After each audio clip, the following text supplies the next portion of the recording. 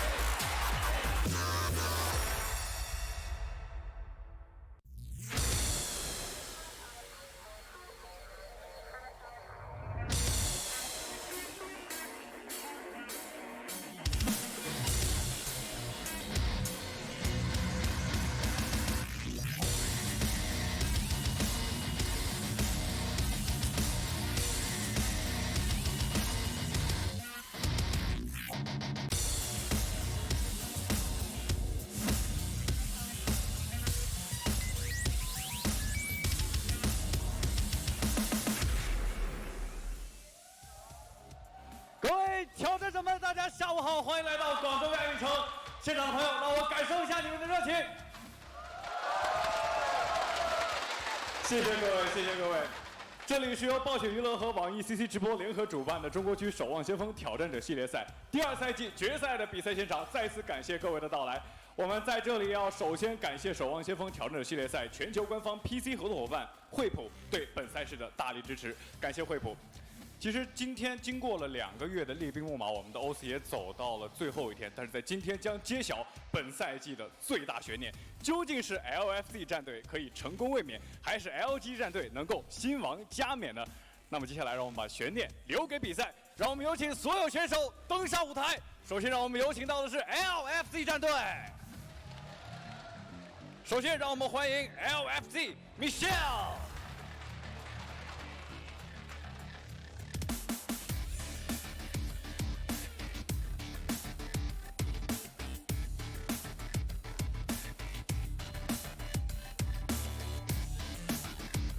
有请 LFC Marvel，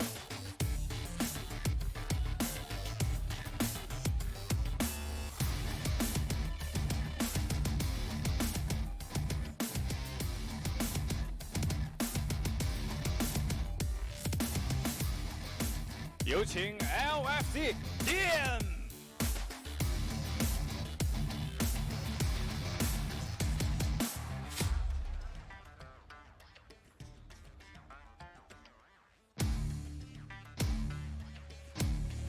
有请 LFC Lucid，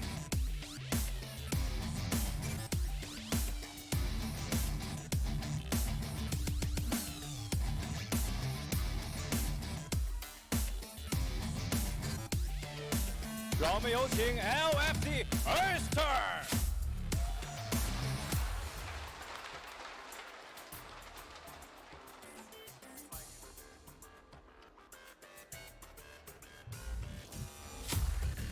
最后，让我们欢迎 LFC IDK。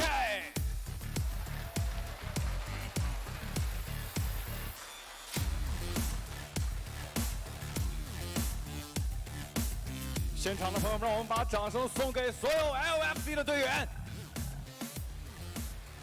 谢谢大家，谢谢。那么接下来我们要欢迎到的是 LGD 的队员，首先让我们欢迎到的是 LGD 顾雪。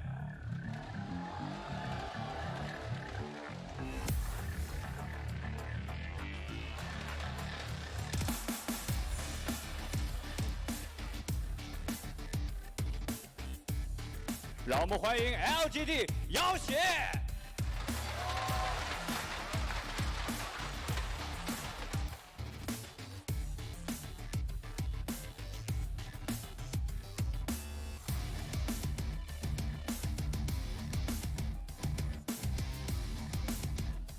接下来让我们欢迎 LGD Secret。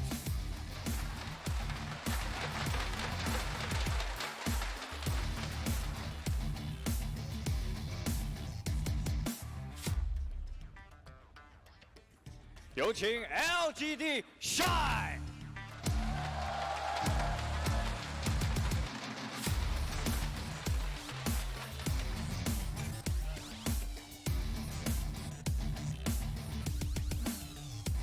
有请 LGD Only Wish。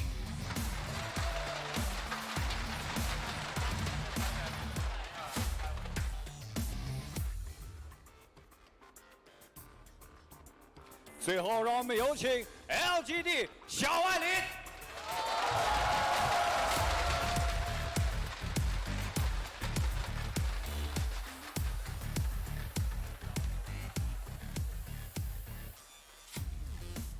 欢迎所有的选手来到今天比赛的舞台，他们现在已经是蓄势待发，战意满满。那么接下来，我们有请所有的选手开始做自己的战前准备。有请各位 ，Please take your seat。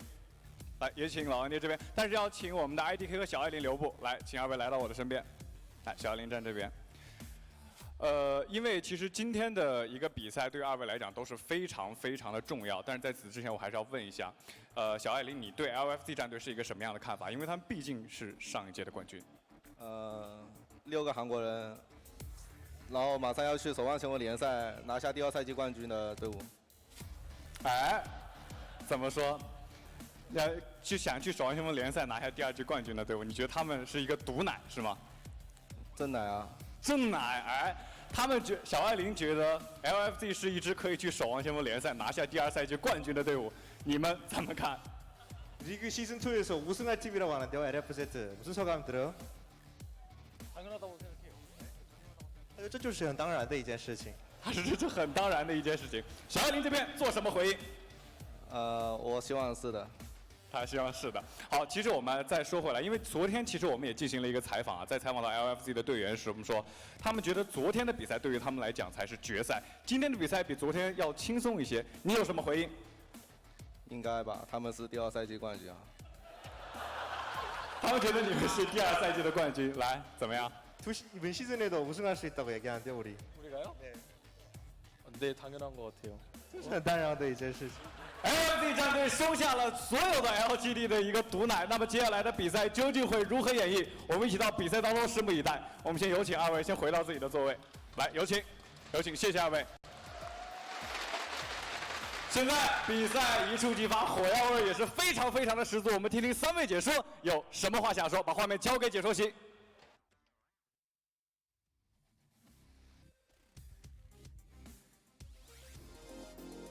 All right, hey everybody, and welcome to the grand finals of Overwatch Contenders China.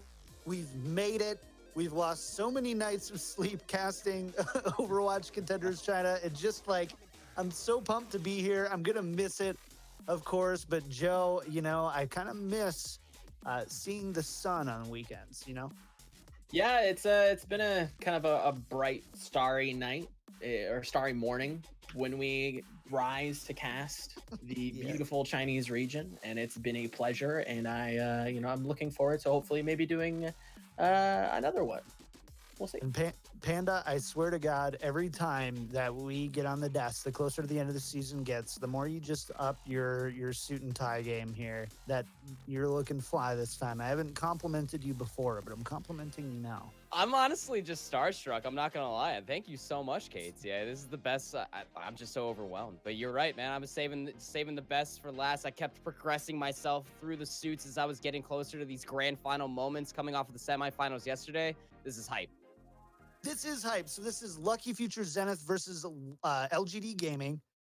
LGD swept Fly Gaming 3-0. LFZ needed all 5 maps against T1W Esports. This is definitely a grand finals that fans of Overwatch Contenders deserve here.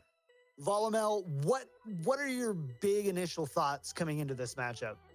So kind of reviewing last night's games, it really seemed like LFC is kind of struggling to kind of catch up to this meta, whereas LGD has really adapted quite quickly to this kind of Sombra flavored meta, where you're seeing Sombra kind of peppered in a lot of the time, where LFC, they don't even know exactly who they really want to be able to play. Is it Yarg? Is it DM? It's difficult for them to kind of run.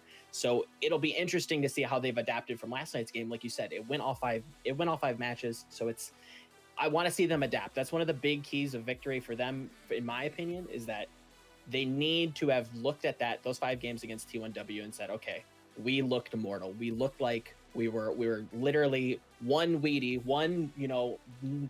restless night sleep away from not being in the grand final. Something has to change here, and hopefully they found that one thing and are coming into this match against LGD and they have that secret weapon. Panda, what about you? We're coming in here. You've been casting and analyzing the games all weekend long. We're here at the end of it. Big thoughts going into this matchup. I think Joe is exactly right in saying and assuming that as well. I mean, we saw DM try to flex over to the Sombra play, but the lag that's been going on behind for Lucky Future Zenith on their meta compositions, it's been a little bit lackluster. We saw DM mostly pop off on the Widowmaker, which we know can be the hero of choice for him, but when you're going up against LG Gaming with Eileen and Shy, they're just so quick to adapt. They're almost ready to download any sort of meta composition that they can throw at any one of their team members, and they're backed up by Gu Shui as well, the main tank for Overwatch World Cup China. That's insane right there. There's going to be so many different 1v1s going on, but this is probably going to be the most hype grand finals that China Overwatch has seen in quite some time. So let's talk about it's tough to say underdog in a grand final, but there's one thing that's been clear. Lucky Future Zenith has by far been the most consistent and most dominant team in Overwatch Contenders China. By far. Fight me, at me, I don't care. They've been great. LGD Gaming definitely comes in this one needing to get a win here. They're definitely coming a little bit behind. Panda, in your opinion, what are their keys to victory today? That's honestly a hard one to say. I just want to make sure we're talking about LGD's keys to victory will probably end up being just enabling their 2 players that are going to be coming around for the Overwatch World Cup qualifier in Gu Shui and Shy. Shy yesterday in particular, through the sweep that they handed their adversaries, was absolutely dismantling everybody on this Widowmaker. Eileen's flexibility was through the roof, but the real story for me is actually the way that their tank line was able to bounce off of each other. That was probably the best game that I've seen Yaoshi play through the entire season, and it was all by way of Gu Shui's timely dives. I mean, this man was just finding the key targets in the back line and always being in the right place at the right time, saving his support's life a lot. The peel, the kite, that man was doing it all. So, Volmel, what about on the other side? LFZ coming in on top. They had a close one, though. Nail biter. They definitely didn't feel as dominant yesterday as they were throughout the rest of the season. What are their big keys for victory today for LFZ? So looking at this in a pound by pound perspective, right? So pound for pound, let's look at the DPS. The DPS lineups for both teams, incredible, all-star caliber. You could see these, and either one of these lineups, Yarg included for LFC, in the Overwatch League. They're at that caliber. They have those hero pools. They have that flexibility to be able to push on through. I have no doubt about that in my mind. The tank lines, Marvel, Gu Shui, they have, again, just equal match. I think the one thing that is leading me a little bit into LFC's favor is the support line. I've been very public in criticizing LGD's support line. Only wish, me and him, we go way back. And it's been a little rough. I think he's improved over the season. It's definitely looked a lot better from week 1. But when you look at the kind of veteran status of IDK and Lucid, it's hard for me to kind of not give them an edge if we're looking at like a weapons perspective. So if each team is kind of at an arms race of really, really talented players, I gotta say LFZ is a little bit stacked.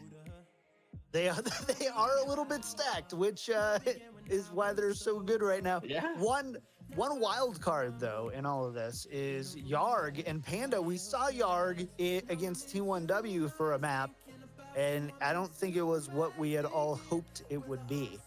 The long-awaited playing for Yarg on Gibraltar yesterday was a little lackluster. You're very right to assume so as well. I mean, it might have just been a minor break for Urser to get in that mental capacity to get back on the stage and just really outperform yesterday, but we'll never know.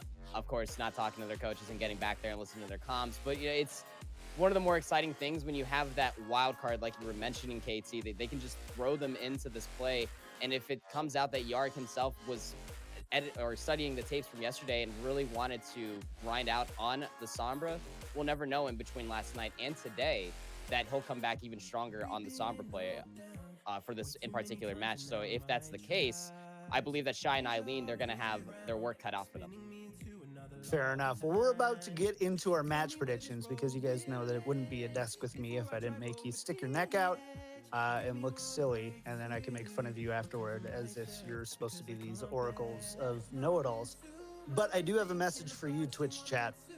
This is a best of 7 here, and in between each match, there are breaks. So I know how this works. Twitch chat, are you looking at me? I need you to make eye contact here for a second. There's going to be breaks here, and then someone's going to come in and ask when the game is, or when the gameplay is going to start. Now, if they've been here before, I just need you to give them a fail fish. Just give them a fail fish. Don't even say anything. If they're new, be nice. Be really nice, be really accommodating, but there are going to be breaks. We are going off of a live feed here, so we can get you the gameplay as fast as we can. I promise we'll do that. I push everybody here to be, go faster. I promise. I'm advocating for you guys, trying to get you the gameplay as fast as possible. Sometimes it takes a while. Relax, grab your favorite beverage of choice, grab a friend, enjoy the grand finals. You only get to see 7 of these 3 times a year. So, I mean, this is a special moment for all of us. But let's get into predictions here. Joe, who's walking away with the victory today, and by what margin? Coming in from my analysis at the beginning of the pre-show, when you look at how strong LGD looked against Flag Gaming, and again, yes, it was Flag Gaming. So were they, extremely tested? Not really, but I think that adds a lot of momentum. It adds a lot of wind in their sails. One person that not surprised me, but looked very confident in their tank Ryan v Ryan matchup especially, was Gushue. He looked really, really dominant against Over in that Flag Gaming matchup. And I think that's going to not snowball a ton, but it's definitely going to lead into this with the meta on their side, with confidence in their sails. I got to say, it's probably a 4-3 to LGD. I think it's going all the way to game 7, just like it did last season, but LGD is going to take it 4-3. All right, fair enough. Panda, on the other side, are you also picking, who are you picking here?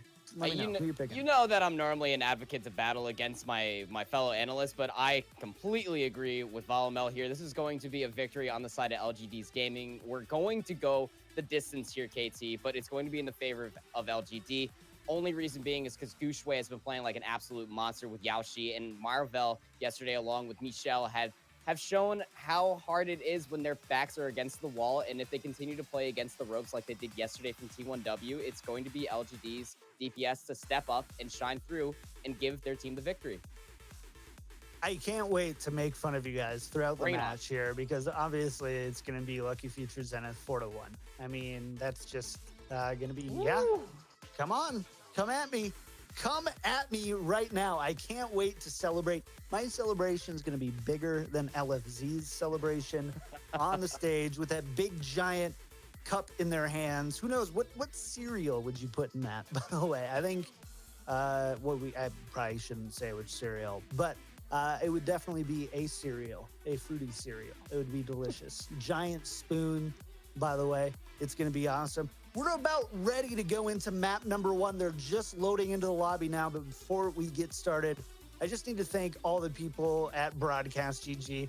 You guys don't know this, but to bring an English broadcast to you for China and South America takes a team of almost 100 people. It was a huge undertaking. The support was immense, and we are just so happy to be here with you guys. Make sure to follow Broadcast.gg on Twitch, twitch.tv/broadcast.gg, and follow us on Twitter at broadcast.dotgg. We're going into Lijiang Tower for map number 1, and we've got your casters for this grand final ready with Kenobi and Rapture. Go ahead, guys, take it away. Welcome, Overwatchers. This is the Overwatch Contenders China Season 2 2018 playoffs, and this is the grand finals between Lucky Future Zenith and LGD Gaming. Today's set is a best of 7. The first team to take 4 maps will be today's champion, and this is a rematch of last season's grand finals. I'm Rapture here with Kenobi, bringing you the English coverage here on the broadcast by Broadcast.gg. Thank you all for tuning in. Kenobi, you ready to get into this one? Definitely ready. It's early in the morning, but I am hyped and I am energized with coffee, and I'm going to get some great Overwatch right here. Last time that these guys played last season, it was a 4-3 for LFZ. They traded maps back and forth. I think we're going to see the same thing again. It's going to be a close match. These two teams going to go blow for blow, and I think we're going for some great series here, Rapture. Yeah, we're definitely honored to be casting this set. And this is almost a David versus Goliath situation here. Lucky Future Zenith has been the tyrant in Chinese contenders all season long. And LGD, the underdog here, going into this matchup, trying to usurp Lucky Future Zenith here, a team that has only dropped 2 maps throughout the entirety of Chinese contenders through regular season and playoffs. So to take off an entire set off of this team might be nigh impossible. Can LGD do it in 7 maps?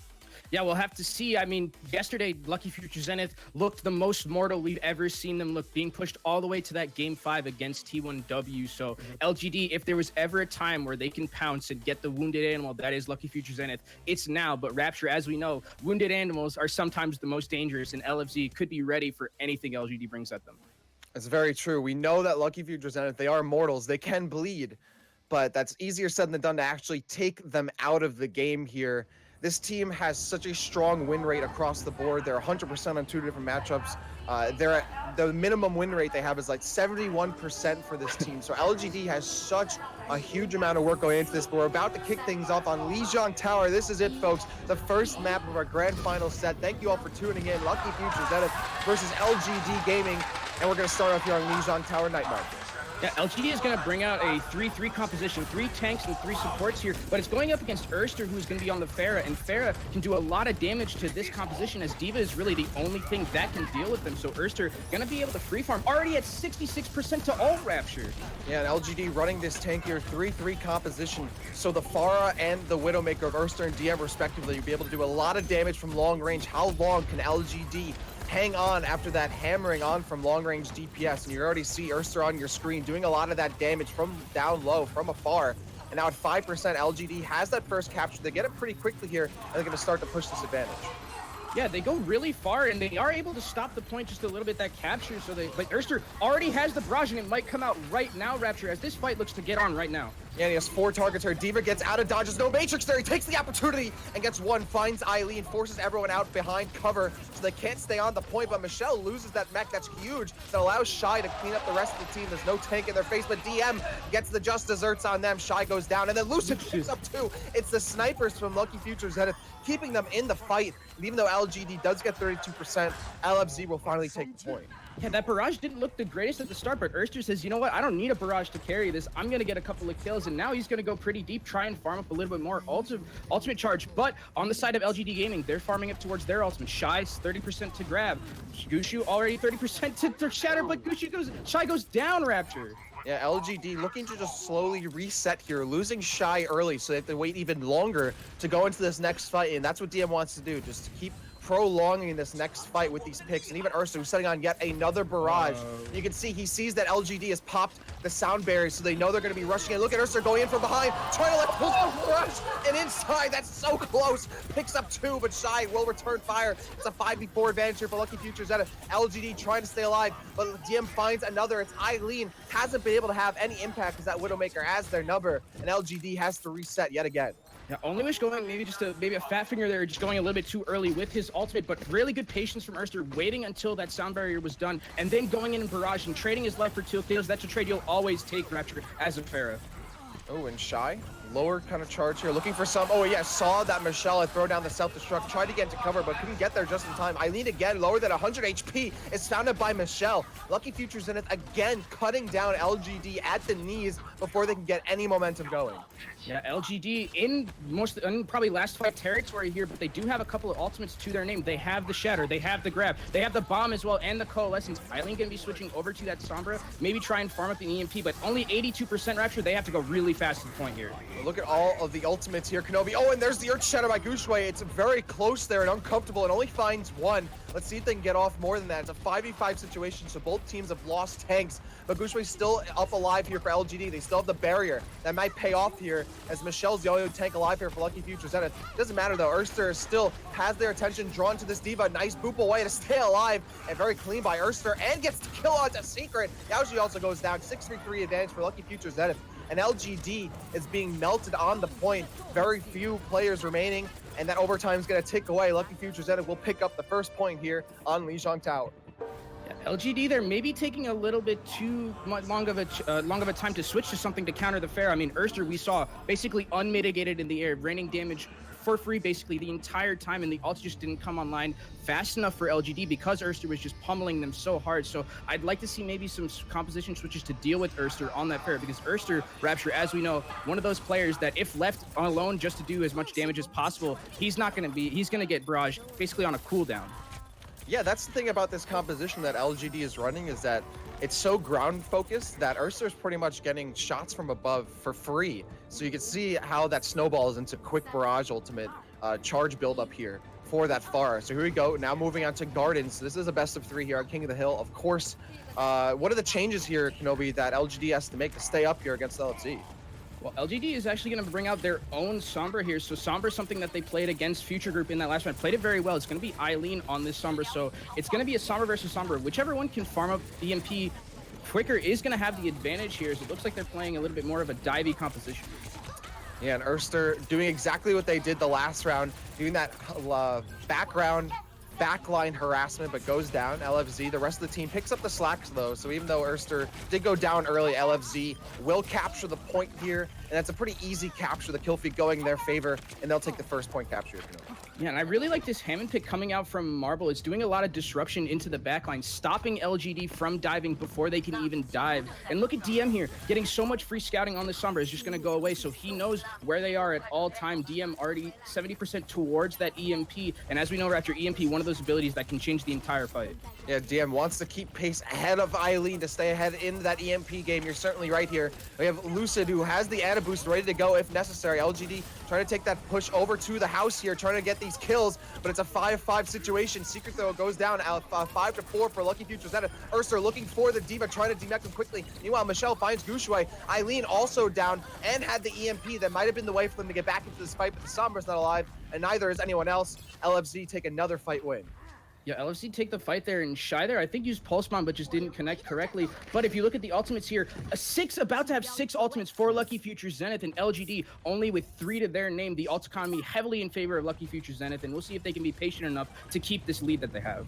Yeah, they're already looking like a tyrant here in this set. LFZ getting off hot with this EMP. DM starting off the fight strong, but Shy gets the kill on Erster, gets the hack onto the Moira, trying to pick up the kill here, but Secret staying out of range, just long enough to stay alive. Eileen gets the kill onto Lucid. Shy now looking for more. Gushue has the primal rate to stay alive as they pick up the kill on IDK. LGD with a slight advantage with the hack onto Gushue just as they throw themselves up onto the point. Thankfully, the D.Va is there to help them against this hamster who just swing it away wildly here, but the hamster doesn't have enough support to stay alive, so they have to fall back. Marble will go down, and Shy has the pulse bomb ready to go. It's going to be looking for Michelle, but realizes they don't even have to burn it. Michelle was already low HP, and now it's just a stagger here for Lucky Futures that are trying to just milk the rest of this percentage out with the Lucio. IDK staggering and then building up to 93%. A great capture there for Lucky Futures Zenith, but LGD will finally get on the board.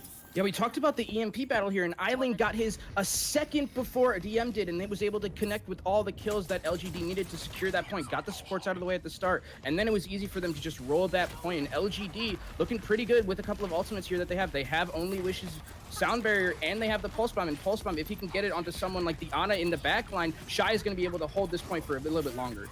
Another goal here for Lucky Future Zenith to either win the fight or just burn all these ultimates from LGD. Gushue's already burned that Primal Rage, and Lucid goes down as a result. Yaoshi also getting the kill onto IDK, a 6v3 advantage for LGD. They're snowballing now. Now they want to stagger Lucky Future Zenith to milk out some more percentage, and they will get a few kills. Lucky Future Zenith will reset, though, to neuter that stagger from LGD, and now it's 45% for LGD. Gushway's Primal Rages are something to behold, Rapture. I mean, getting 2 kills on, that's basically best case scenario for Primal Rages, mostly using those juggles to great effect. And they stalled the point. They do have 50%, so if they can win 1 or 2 more fights, as the EMP comes out, they might be able to hold this point. Yeah, DM gets the second EMP though, so now everyone's already positioned for it. They might be able to get the capitalization, especially off the sound barrier, thrown down by IDK. 5v3 advantage. Oh, and it's even more. LGD finds the kill onto IDK from Yaoji, trying to stay alive on the point, but Ursa's still alive. Plus with the pulse bomb, any tank they find will go down, and it's only the D.Va that's remaining as Gushway just goes down there. LGD also finding shot with the help of Michelle. Ursa 60 HP, and again outweighing the D.Va, holding on to the pulse bomb for as long as possible. It's that last ditch effort, that last just reserve ultimate they need just in case, but looks like it's not even necessary here, Kenobi, unless Eileen can get there in touch in time, and just at 100%, just at 99 just before an overtime will start ticking away. The Lucky Futures already has the kills coming their way. Marble, IDK, both of them getting on the board here, and Ursa just lingering around looking for the scraps to clean things up here. Dr. Mantis Toboggan, and overtime now ticking away. LGD has been disturbed, they have been melted down, and that'll be it. Lucky Futures Zenith taking the first map here, 2-0 victory on Lijiang Tower. Lucky Future Zenith drawing first blood against the hometown heroes here, and now they are 3 map wins away from winning that series. It was a bit of a closer series. Even though it was a 2-0, they did have some good moments for LGD, but LFZ looking much better than they did yesterday against T1W. This looks like the LFZ we've been seeing throughout the entire season. This dominant, get the hold of the point and never let go LFZ. Great job from them, and we're gonna have to see if LGD can bring it back in these next couple of games. Yeah, that maintains Lucky Futures and its 100% win rate on control here so far in Chinese Contenders. So no surprise they walk away with this map too. We still have many more maps to go, a lot of opportunities for LGD to bring this back, but we gotta get ready for our next match, so don't go anywhere. On the other side of this break, more Overwatch Contenders China Season 2 2018 playoffs coming your way. Welcome back, Overwatchers. This is map 2 of today's set, the grand final set between Lucky Futures Zenith and LGD Gaming here for Overwatch Contenders China Season 2 2018 playoffs. I am Rapture here with Kenobi still for the English coverage here at Broadcast.gg, and we're going into our second map today, Eichenwalde. Kenobi, any predictions going into this map? Well, based on what we've been seeing and based on the stats we're being fed right now, LGD has not won at all on this map pick. And Lucky Future Zenith, this is one of the only maps they've ever lost. So it's going to be interesting to see how these two teams bring it out. LGD, not really kind of this, I would say hybrid is their kryptonite. They don't look too comfortable on it whenever they play, but we're going to have to see. And we also have a substitution coming in, don't we, Rapture? We do. We have Secret swapping out for Rika. So a slight adaptation here for LGD, and I think this is the right moment, as you point out. Lucky Futures, and it does have their lowest win rate on hybrid at 71%. So if this is the moment to strike, this is it. Historically, Lucky Futures Zenith is tending to lose their map on the second map of the set. So going into this is the opportunity for LGD to make a quick swap, kind of catch LFZ on their heels potentially, and take a quick win and make it 1-1. Because if they lose this, Lucky Futures Zenith might just run away with it. Yeah, what they could possibly be doing with bringing in Rika is trying to play a little bit of a triple DPS solo support composition, you know. Put Rika on the Tracer, have Shy and Eileen play Widow and maybe some Genji, so just have that triple DPS lineup going in. Maybe catch Lucky Future Zenith off guard, because Lucky Future Zenith triple DPS isn't something we've seen too much from them, so it could be something, you know, a little bit of spice to this grand finals that we're going to be seeing coming out from LGD Gaming, and I'm really interested to see how it's going to work out. That's the thing, is that LGD can adapt and play on the fly and make these compositional changes, but from we know from LFZ is that they love to stick with what they know, play their fundamentals, and just play their composition regardless of what the other team plays. And they're so good at doing that they often don't have to change. They're just so good as a team, they can play what they're comfortable with. So can LGD get LFZ out of their comfort zone and force them to run something different? And will that be the key to victory for LGD? I think it might be as we go into Eichenwalde. But LFZ, they've shown time and time again that they can play what they like to play. They can put their care on their players, on their most favorite characters and heroes, and just run that throughout the set. We'll see. And this also another thing too is that Lucky Future Zenith has the stamina on a lot of these sets. Because they're so good fundamentally, they can keep that level of play going map after map after map. And in a best of 7 situation, LGD might be the best team in this map, but will they be the best team in map 4, map 5, map 6, map 7 potentially? So this is right now where LGD kind of has to get the ball rolling here, because otherwise it's a long setup against LFZ as we go into our second map here on Eichenwalde. Yeah, LGD gonna be bringing out the GOATS composition here, so something that we haven't seen too much from them in these past games. We saw it on a little bit on Lijiang there, but here they're just gonna try and rush to the point. But Erster again is gonna be on this fair and is gonna be able to farm up a lot of ult charge very quickly and pump out a lot of damage, and only Yaoxia gonna be able to counter him. So we're gonna see how it works out for LGD Gaming as they're gonna go in with this slow push here.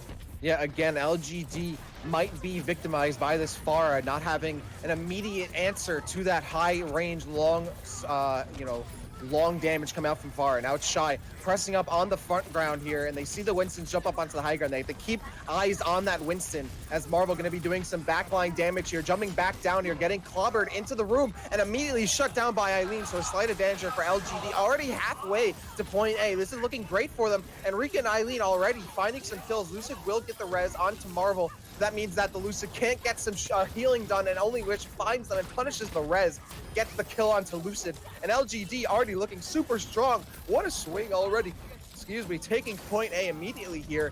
And it looks like it should be a capture, Kenobi. Great job, LGD. Yeah, great patient play coming out from LGD, waiting until they knew they had all their cooldowns to go in, make sure that Erster wasn't that big of a deal on the Pharah, and then they got Marvel at the beginning of the point, and losing that main tank, you lose a lot of damage mitigation. So great play from LGD. And it looks like they're going to be switching up to a little bit more of a divey composition here, but keeping Shy on this Zarya here, probably for the Graviton. Yeah, exactly. They want to have that crowd control to combo into potentially a self-destruct, or just chew away at those larger health pools of the Winston or the Diva. And of course, Retro, counteract the Transcendence and the res. There's Ursula with the Barrage. It slightly gets caught up. It does find Shy, but it's an even trade for both teams. Rika has the more ultimate here, and then Gushwei finding DM, and now it's just a scrappy fight here. Lucid doing a bunch of shots on the high ground, but both of these tanks trying to get the ground advantage, and then jumping up onto high ground, and now it's a 2-2 high ground fight here, plus Lucid to make it 3-2. Eventually, LGD will have to fall back, but they have control of the payload, so no problem here. Marvel now finding again the Winston, LGD just peeking here, keeping track of who's on the high ground. Shy has that Graviton. Michelle gets pooped back just a little bit, avoiding the environmental kill. Erster now on the Doomfist, finding only Winston. The DM of the Bastion. It's a very quick change here. Lucky Future Zenith catching LGD off guard. LGD did not think that Lucky Future Zenith will change the composition, and the Doomfist Bastion working out in spades, paying off here for Lucky Future Zenith. Well, there's the change you talked about, Rapture, the adaptability. Lucky Future Zenith brings out a Bastion of all things on this point, takes it to the high ground, and DM and Erster switch to the Doomfist as well, and both of them already have ult Rapture. Some crazy play and crazy hero picks coming up from Lucky Future Zenith right now. It's forcing LG to switch over. Eileen going to be on that Sombra, try and hack this Zenyatta, and maybe also try and hack DM out of that Bastion turret mode. Yep, so now it's a bit more mobility for LGD, plus the hack for Eileen, up against Lucky Future Zenith, who has the Doomfist and the Bastion. They're so reliant on these cooldowns. Can Eileen hack them enough to keep them at bay? But so far, not sure that they can keep that up. Lucky Future Zenith already with a bunch of kills, plus that DMAC, and then another kill into Only Wish. The DM getting a lot of value off that ultimate, and then Doomfist, the Erster Doomfist picking up the scraps here. Yeah, and it looks like they're just going to keep DM on this Bastion, and it's going to be very, very difficult for LGD to get to him right now. He's being hard-pocketed, so they need to be very, very careful in their coordination. I would like to see maybe them pick up a Zenyatta, discord that Bastion, make sure that he gets melted down even quicker, because right now they're having a hard time, as Erster's going to take out Shy Rapture.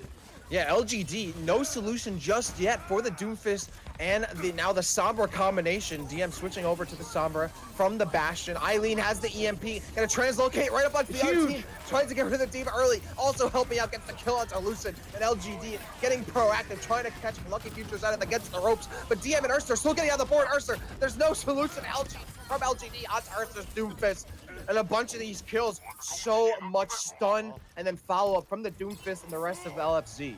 Yeah, DM is just flexing all over LGD right now. He switches to the Bastion, now switches over to the Sombra to counter Eileen. Already 64% towards an ultimate ability. And Erster there having a great presence of mind to not be in position to get EMP'd with the rest of his team. He waited and then went in to mitigate a lot of the damage coming out from LGD there. As the hack's going to go on to Rika, he's going to be all right. But LGD, a little bit out of their depth right now, not really sure what they want to do against this composition coming out from Lucky Future Zenith. Yeah, and this DPS is just struggling. The output from LGD is super low right now. They've lost Eileen early. They've had Shy switch over from the Widowmaker to the Tracer to try and up that DPS output. but also, you know, they still don't have the presence outside these things. Erster is just clobbering away at LGD for free. Lucid does go down to Shy, but this can't entirely rely on Shy here. They need more DPS, and so far Eileen not finding the kills, not finding the ult charge. Yeah, and LGD has a high hill to climb right now, up against 5, about to be 6 ultimates, and only with a minute and 15 seconds left, they have to bring out all of the guns right now. Shy has to be huge with this pulse bomb to make anything happen, because LGD right now are up against a giant beast that is Lucky Future Zenith.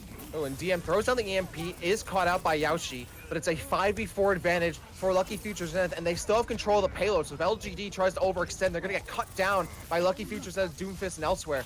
Yaoshi does find 80k, so then now LFC can't be as aggressive as they would like. There's no res waiting for them. But Marvel does have the primal rage, so they can overcommit if they need to. It doesn't matter, though, because Lucky Future Zenith has already gotten a bunch of kills. Again, LGD struggling to find any answer to the Doomfist from Erster. There's no answer for Erster's Doomfist. He already has the Meteor Strike, and with 30 seconds left, Rapture, this is last fight territory for LGD, but they are up against, again, they're up against 4 ultimates, and they have to bring out almost everything for this last point. But this Meteor Strike from Erster could cause damage for the entirety of LGD. And LGD just not getting enough ult charge off of these fights. They're just falling behind time and time again to ultimates. Erster just letting that ultimate go so they can stay safe on the high ground. Coming right in, dives in at Rika, and that dive punch right there, finding Rika. 64 advantage now for LGD. They have to throw everything at the payload now. Yaoshi up there by themselves. So they're going to try and just force overtime, and now with the self-destruct, might be able to salvage this fight there, but everyone's already taking cover. IDK and Erster getting on the board. Shy finds Lucid,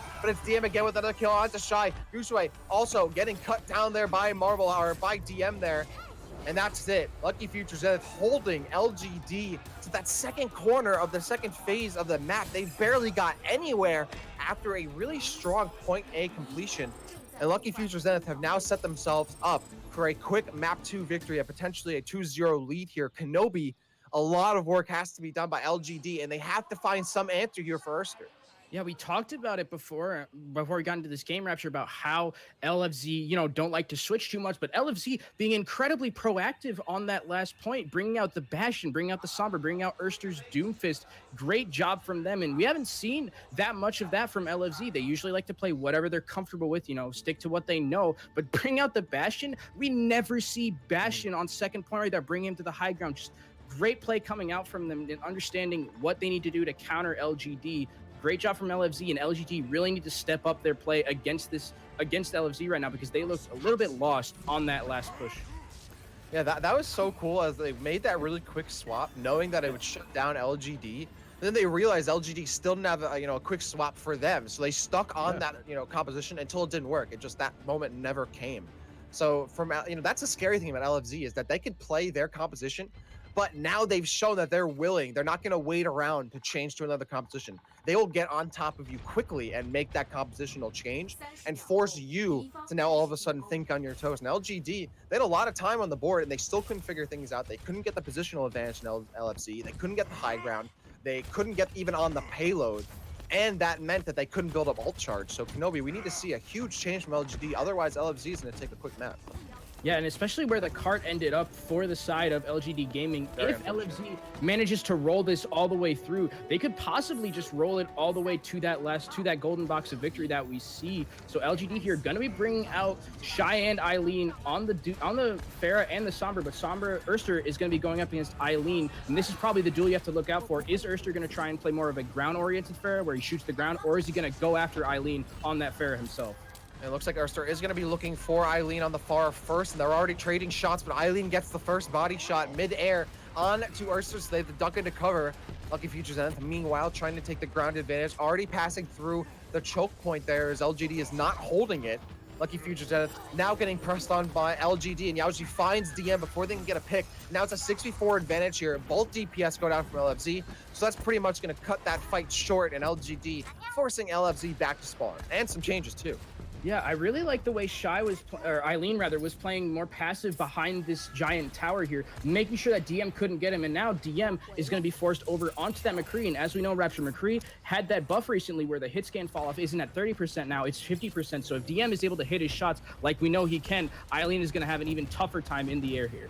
Yeah, I'm expecting a 2v1 situation here for Erster and DM up against Eileen, but Shy getting in there with the EMP early, finding Marvel and now helping LGD just swoosh their way in for some more kills, but they're actually not coming as fluid as they would like here. Lucky Futures then dipped into cover early and now even things up numbers-wise here as Marvel gets back in with the rest of IDK, and still a pretty quiet fight here as Lucky Futures end up just biding their time, waiting for the ultimate apocalypse, with each player building their way towards ultimates. Shy also building their way back towards another EMP. And remember, Kenobi, LFZ does not have their own EMP here, so they got to rely on the Primal Rage, on the Transcendence. They get their way up onto the point as Eileen waiting with the barrage here. 2 minutes and 10 seconds to go. DM looking for some shots. They get, it looks like they got EMP'd again almost, but they're just getting bodied here. Shy still halfway to the EMP. There was no EMP that dropped down. LGD just putting it on raw here, trying to get some shots down, but again, neither team going down. Just who's going to get first blood here?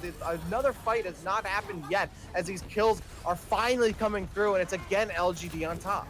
Yeah, I love that LGD is really just targeting DM here on this McCree, diving onto him at any time. Shy has been going after him a lot as well, so making sure that DM is out of the fight so that Eileen can play a little bit more freely on that Pharah. It's going to force DM to play his own Sombra, but Rapture with the minute 30 seconds, you can get that EMP, but look at the ultimates for LGD here. They have 3 to their name. They have both of their DPS ults. Shy here can be absolutely massive with this EMP, as we've seen he can be before.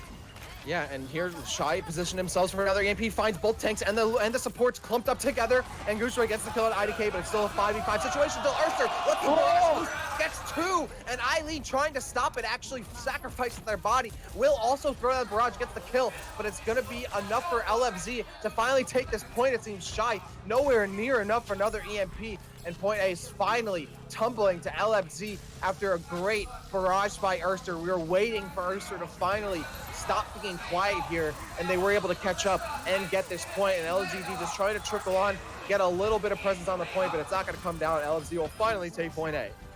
Yeah, they're finally going to take point A, and they have 3 minutes to push this all the way. And there's a lot of staggers actually coming out right now for the side of LGD Gaming. They're going down. That's just all charge. You're just feeding over to LFZ Rapture. You can't be doing this at this point. This is not what you want. And Lucky Future Zenith now, look at their ult economy. Already DM has that EMP. Erster about to have that pulse bomb, and it's going to force wholesale swaps coming out from LGD. Shy going to be on the Widow. Eileen going back to that Brigitte. Just a little bit too over-eager to stall on that last point, and it might come back to bite them in the end.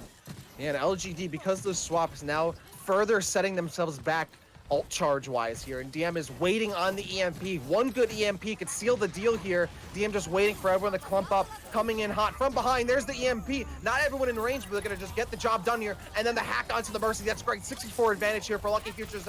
This might be enough here, Kenobi, to finish the map. They find the Brigitte by themselves, still trying to get the hacks up, but instead the Diva's gonna get put down first. DM and IDK getting on the board as Shy gets cut down by IDK. They found the Brie inside the corridor, gonna get put in and flood up against the cobblestone. Lucid now getting close to another ultimate here, but it looks like Lucky Futures has enough gas in the tank to make it to that VIP golden box. Can LGD get there in time and contest? Yeah, LGD does have the ultimates to probably contest a little bit more. Rika has the Transcendence, and Only Wish has his Valkyrie, so they can get to point, but they need to go now. It's so close, Rapture. Only 3 meters left. And Shy now getting on top. That close to a pulse bomb, but they still need some more ultimate charge here. But watch out, Marvel and Michelle. Both tanks for Lucky Futures have their ultimates. They can create some space for LFC if they need to. Gushway, 50% to their Primal Rage. There's a self-destruct from Marvel, and Marvel goes down. 55 advantage here for LGD, and the Mercy's still alive. They can get res if needed, but EMP comes down from LGD. From the hack, I'm sorry, from DM, and they're about to get their EMP, and there it is. They're about to have it. Can they salvage this fight here? 1 minute and 17 seconds remaining, but that payload will fall back. DM, Marvel, Erster, all sitting on ultimates. They're just going to reset here and go for the next fight, Kenobi. 1 minute and 9 seconds remaining on the clock. Yeah, but look at DM scouting the backline here. Does have his EMP, and they could be able to pull this out. But an Erster gonna switch over to the Mei, just try and wall off some of the dive coming in towards them. DM here, very, very sneaky. Just gonna wait for that opportune moment for this EMP. But this is last fight territory, Rapture. This could be the game-deciding fight right here. And the Finn just breaching the surface of the water here. There it is. DM throws down the EMP, tries to get rid of that. Sent down early and helps it out. Michelle gets rid of Rika. Now they need to get control of this payload now. 40 seconds remaining on the clock. Lucky Future Zenith needs these kills to come through after that EMP. They need to get big value out of that, but Gushue just delaying this. With the Primal Rage separating the entirety of Lucky Future Zenith, so they can't clean up the kills. Shy gets rid of DM. Now Shy going in for more. Helps out, gets rid of the Diva Mech. IDK does get the res onto DM, but DM is far away from another EMP as Shy picks up Michelle. LGD holding on strong. 17 seconds remaining for Lucky Future Zenith, and they're getting worked out one by one. Shy, Shy again. LGD finding the kills. Lucky Future Zenith, 10 seconds remaining, and no one's left at the payload as Marvel goes down and get a huge stagger. Look how close they are to the box, but LGD says no. You're getting sent, returned back to sender. 1 second remaining. Lucky Future Zenith, and they don't. We're going to at least more than 4 maps here, folks, because that is a victory on map 2 for LGD. They will be taking Eichenwalde. Shy being absolutely so clutch in that last fight on that Tracer, getting the kills that he needed, gets DM out of the fight, gets one of the supports out of the fight, and that close, 3.4 meters Rapture. It was so close for Lucky Future Zenith, but LGD hold on, and we definitely have a series on our hand as LGD draw their first blood against Lucky Future Zenith. 1-1, we definitely have a series on our hands. That was an exhausting one. We got some more games coming, I bet you that. Absolutely. Lucky Future Zenith now dropping their 3rd total map. Their 3rd in the entire season end. It's always on Eichenwalde. Eichenwalde. 2nd of the playoffs. Yeah, it's something about Eichenwalde. That's their kryptonite. It really is. Something in the stones of the castle might have kryptonite in them. LGD finding the moment to strike, and they get a critical hit. A map victory, tying things up to 1-1. Now we have a set here, folks.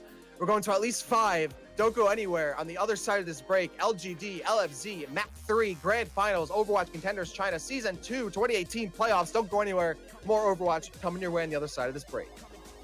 Welcome back, Overwatchers. This is Overwatch Contenders China, Season 2, 2018 playoffs, the Grand Finals set between Lucky Future Zenith and LGD Gaming. It is currently 1-1, and we're going to Temple of Anubis for our 3rd map after LFZ stunned on Eichenwalde, held on the 2nd phase of the map. LGD, after getting kind of swept on control, bringing it back, tying up the series 1-1, and now we're guaranteed at least 5 maps. Kenobi, you ready to get into map 3?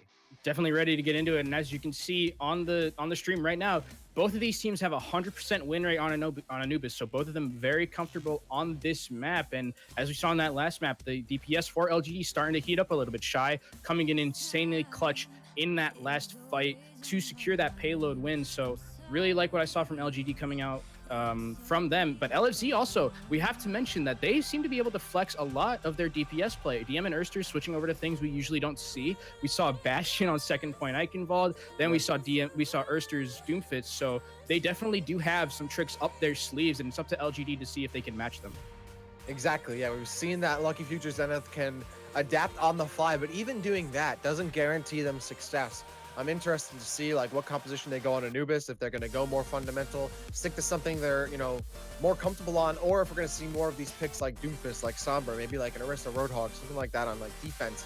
I really do think we're going to see some more Doomfist Sombra from both of these teams, especially on Anubis with the EMP, and then the close corridors will be able to cover Doomfist on his cooldown, so he'll be able to extend a little farther for some kills, for some destruction, for some stun and crowd control. So very excited to see what these teams bring out for Temple of Anubis. After this will be our escort map, and then it'll reset again, go through the cycle once more through this best of 7 series here. A lot of maps on the way. If you guys are here for a lot of Overwatch, well, you've came to the right place as we get into our 3rd map here, Temple of Anubis. And as you said, Kenobi, both of these teams have a 100% win rate on Anubis. So neither of these teams have faltered yet on this game type. They're looking strong going into this, but again, we have to come back to that 2nd map on Eichenwalde. LFZ really set themselves up to potentially take a quick 2nd map, and then LGD really surprising them despite LFZ making these hot changes on the fly. Yeah, and it's interesting to see like the Sombra play coming out from Lucky Future Zenith, because it's not something we'd seen too much. And when we saw it coming out from them, it wasn't that great. It was a little bit shaky, but now DM seems a lot more comfortable on that hero than we had previously thought against it when they played against T1W. But LGD seemed to be capable of running it as well. But DM playing Sombra a lot better than he was yesterday. He's farming ultimate faster. He's getting nice hacks, getting into the backline, and his tracking on the Sombra. Once you get in, if you're Sombra and you're tracking really good with those headshots with that submachine gun, no one's living through that. So really like that play coming out from him. Unfortunately for DM, he had that little bit of a oopsie daisy with that EMP in that last fight, solo ulting the Zen, who had a lot of armor from the Brigitte rally, and they just couldn't one-shot him. So I'd like to see a little bit cleaner play coming out from DM, but it's definitely a lot better than we saw him play yesterday. Yeah, I mean, even in, like, from map to map, we saw how DM kept the pace ahead of Eileen in terms of EMP charge. And then we saw in this map, things reversed. Eileen getting ahead in the EMP game over DM. And it looks like we are going to, they're going to be showing off how this map type works at Shota Hanamura, but we are going to Temple of Anubis here. It's going to definitely come down to those Sombras, it looks like. And Eileen, throughout Chinese Contenders, has been a Sombra to watch, very often setting the pace for EMP charge in these games. So right now it's kind of back and forth between them and DM. And of course, DM also doing work on the Widowmaker, Shy on the Widowmaker as well. So these teams flipping back and forth in terms of what DPS characters they want to go, even throwing down the Tracer, of course, the Doomfist, as we mentioned, and then the Pharah on Control, and then a little bit there on Eichenwalde. So already a lot of diversity in terms of DPS, showing that both of these teams have very deep DPS and, for every role, really, hero pools that'll be essential going through a very, very long best-of-7 set. Yeah, and Widow, speaking of Temple of Anubis, Widow is one of those heroes that we see a lot of on Temple of Anubis. You get a lot of good sight lines on that first point, either on offense or on defense. On defense, you can stay on the high ground behind an Orisa shield if you so choose, if your team so chooses to do so. So definitely Shy and DM could be bringing out those Widows in Anubis here in this next map, as we're probably going to be seeing. And it looks like both of these teams are getting into the lobby, rubbing away at their eyes, staying awake here for this best-of-7 grand final set between Lucky Future Zenith and LGD Gaming. Thank you all for tuning in here for this set. The English coverage brought to you by Broadcast.gg. It's been a long season of Contenders, a long playoff bracket, and now we're potentially halfway through this grand final set. But of course, it is a best-of-7. Both teams have a map under their belt. Kenobi, we're going to Temple of Anubis, and Lucky Future Zenith is going to start out first on offense. They're going to start out on offense, and LGD, as I mentioned, bringing out this, you mentioned it actually, Rasher, bringing out this Orisa, and they're bringing out a Diva with it. But I'm really interested to see how Eileen and Shy are going to be playing it. Eileen on that Junkrat, going to be able to pump out a lot of damage into those choke points, and Shy specifically going to have to be huge up against the DM of, or up against the Widow rather, of DM. So it's going to be interesting to see how that Widow battle plays out. And here we go, folks. Map 3, LFZ breaking out first on offense. As you mentioned, that Widowmaker coming out for both DM and Shy on both teams, but Eileen on the Junkrat up against Erster's Genji. Will the spam damage of Eileen be able to handle the extra mobility afforded by the Genji Widowmaker combination here? And of course, Gooseway on this Orisa, keeping that shield up. Lucky Future Zenith going for both dive tanks here. It's about mobility versus the overall damage from LGD. How long can they hold off LFZ? But already they've lost Eileen, so now it's up to Shy to get all these damages shot, and Erster goes down as a result. Shy firing back immediately, a snap decision there, a 5v5 situation here for LFZ, but they're continually pushing up forward here. They know they have the closer offensive spawn, so they're just going to continue to put on pressure on the high ground for LGD, trying to separate them and get some staggered kills, but they're coming slowly here. LFZ has no positional advantage. They have to slowly whittle down at the barriers of LGD, and it finally works. Marvel gets the kill. It's only wish. No reses left for LGD, and our Marvel already has Primal Rage, so they can sustain even longer on the field. IDK even gets the kill at the Shy right there. Battle Mercy gunning them down with the light gun, and then Erster demeching Yaoshi. And already, Lucky Future Zenith has run circles around LGD and should be able to take this first point. Yeah, Only Wish unfortunately dying early in that fight, and they might try and contest it here as LGD is going to go back in, but Erster and Michelle are going to clean up those 2 kills, and that's a little bit of ult charge you probably didn't want to give over, and that's going to be the point there for LFZ to go through this to this next point. And they have a lot of ultimates to their name. They have the Transcendence, they have Erster's Dragon Blade probably, and they're going to have the Infrared Sight, and the both tank ults. Rapture, these guys have a lot of ultimates to their name, and they can use it to pretty much snowball into this next point. LFZ looking like the time on my clock right here, 6 minutes and 17 seconds here. It's out early here at East Coast time. I feel that one. Yeah, right. Eileen sitting on the Rip Tower waiting for LFZ to come in, trying to spring that trap here, so they have that advantage. But Michelle takes out Gooseway early, and now Erster finds them low in this corridor. Everyone has been lined up looking for the Mercy and gets rid of the Bree at least. So going in deeper, and Only Wish able to survive, but not Rika. And now Eileen lets go of the Rip Tire, lets it rip, going down super long, that long duration of the Rip Tire, allowing them to find IDK at the tail end of that Rip Tire. And now Marvel also taking down the Mercies. It's hard out here for some Angels. They're falling down to hell. Shy with the pulse stone gets cut down by Lucid. And Lucky Future Zenith shutting down LGD. They might be able to get up onto the point and get more than this first hit here. Point B, the first third going their way. Gujoy going down. Michelle multi-missile micro barraging that Winston, and that Eileen getting cut down again. Eileen has had barely any presence in this fight, Kenobi. They've been shut down by DM and Ursa time and time again. And look at this, Lucky Future Zenith trying to get that huge speed run time here, trying to get another personal best. Holding on to this defensive point here and building up to yet another ultimate. Ursa might be able to get another blade to seal the deal here. Diving right in, finds the baby diva, gets the blade, going in for more. Actually doesn't kill, finally gets the kill. Now finds the Bree, gets shield bash, gets the kill. 2K there for Ursa, looking for more. 3K there, it's a triple. Only Wish goes down, looking for the Winston, the scraps here, and they get the cherry on top, but Michelle steals the kill. And that should be it. Oh, just barely there in time, but Eileen can't hold on for much longer. Lucky Future Zenith just waiting for the inevitable here. Kenobi, LGD, can they get back on and sustain for longer? They've taken away LFC's ability to get this in 5 minutes. At this point, LFC's certainly not complaining. Ujue trying to stay alive, barely gets the primal range, was less than 50 HP. Could this be enough to get LGD back on, but they still don't have the kills. Eileen still getting shut down no matter what character on. Junkrat or Doomfist getting absolutely clobbered out here by LFZ. Marvel and Urster getting the board. Urster yet another. Look at Urster just making mincemeat of LGD. And finally, they will confirm point B. LFZ finishes the map. Yeah, Urster slicing and dicing through the enemy team there on that Genji, getting all the kills, all the dash resets, had a blade twice in that last fight. But it has to be said for the side of LGD, it could have been a lot worse for them. You talked about that 6-minute clock that looked like our time right now. They managed to bring that down all the way to 4:18. So a good stall coming out from them. But at the end there for Urster and DM, it was just a complete shooting gallery for them. And they were just unmitigated damage coming out from them through onto that point, and it was just a matter of time before they got it. But as I said, LGD, pretty good stall coming out from them in 4 minutes and 18 seconds. You take that instead of the 6 minutes. Yeah, this is Assault, so you know you can make a lot happen on a defensive hold for 4 minutes. Like, it's possible. We've seen it happen here.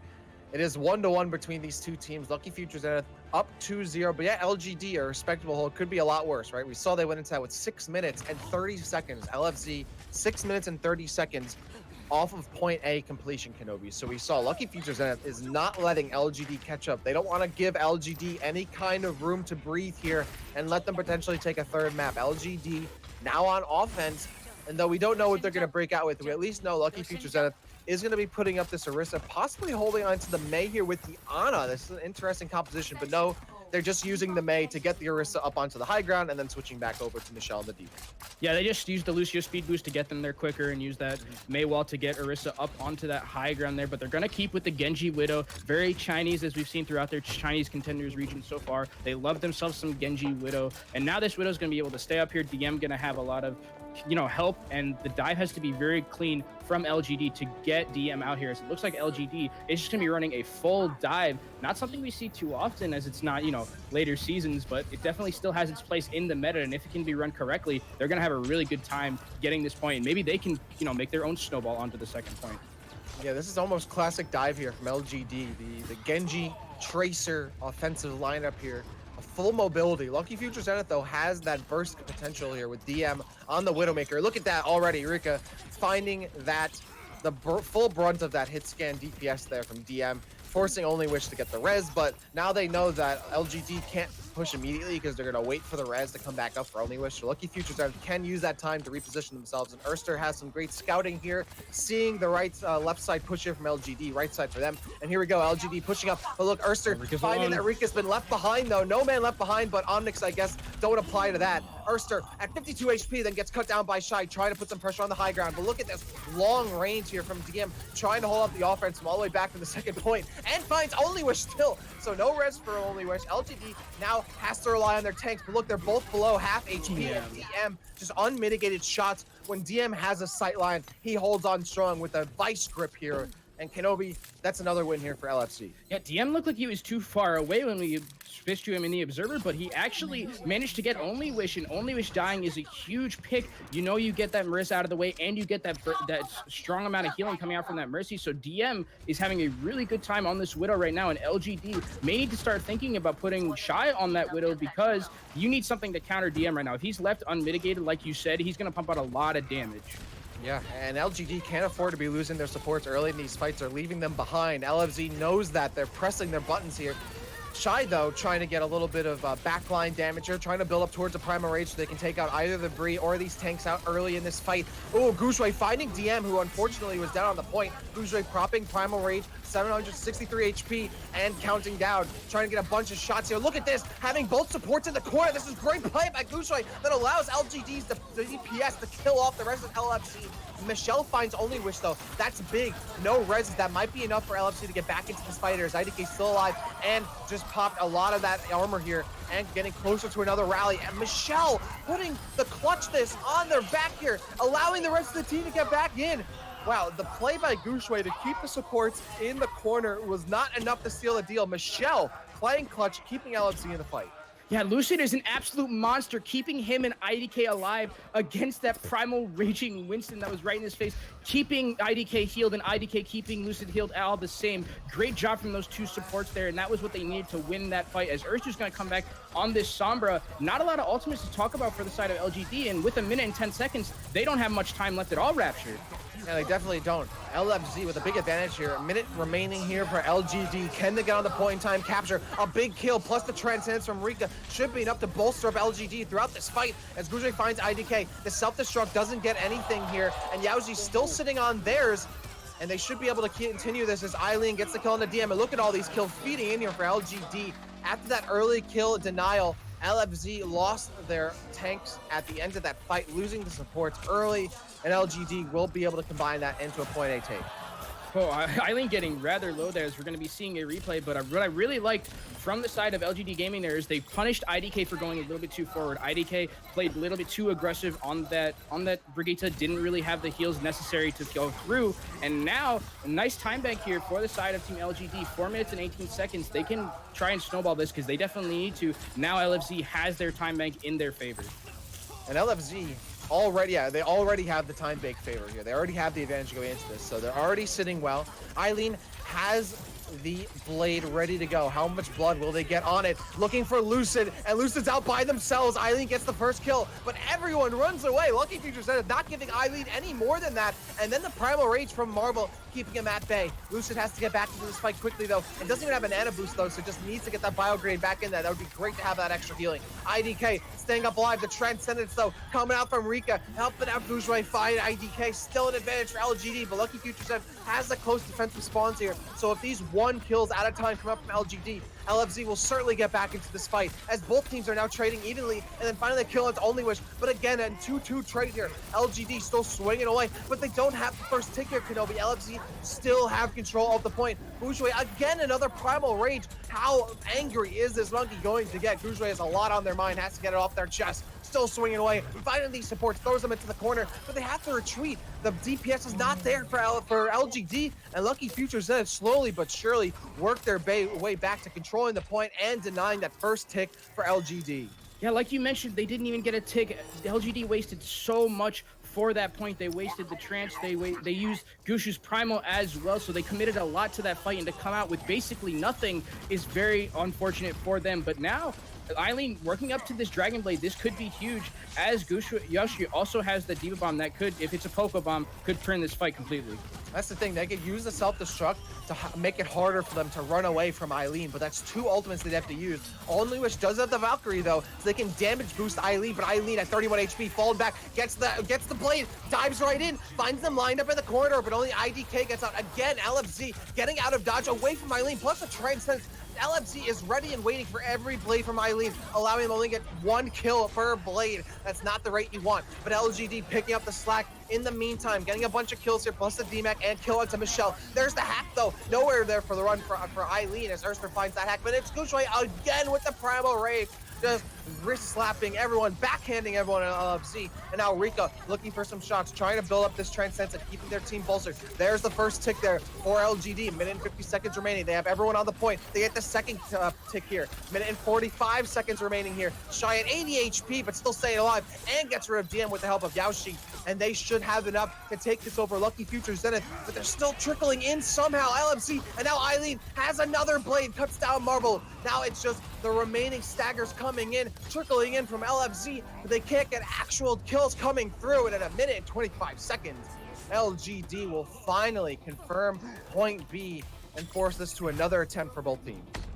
Yeah, they definitely have, it was really good job there from them to kind of come back from that, that first push where they used a lot of ultimates and didn't get anything. But I really like what I saw from them, waiting for Eileen to get that blade out and make him the star of your team, as it was with Erster on that first push. Eileen this time slicing and dicing through the enemy team. And even though you got a minute and 25 seconds, you did finish the map. So you do have that win condition for yourself. If you're able to full hold Lucky Future Zenith, then you can maybe have a good shot of yourselves. But they're going to be going first on offense here. And Lucky Future Zenith looks like they're just going to be running their tried and true, what brought you here, right? You're going to be running that Trace, you're going to be running that Widow, going to be running that Genji behind, put DM behind Marvel's shield and let him do the work that he's been doing so far throughout the series. Exactly, and DM on the Widowmaker, changing over right there. So yeah, exactly. They're running what they know is going to work. And remember, point A took a while for LGD to take that last attempt. So for this composition, LFZ held longer than a minute and 25 seconds on the last push. So they know that this can be successful. And DM, all they have to do is continue to get these picks as LGD starts to move on. And this is where LFZ is picking them off, is that they're waiting for LGD to jump in, and then they pick off the supports that are being left behind. Rika gets left behind on that Zenyatta, and then only Wish has to dive in with them, put their body on the line. So here we go, Kenobi.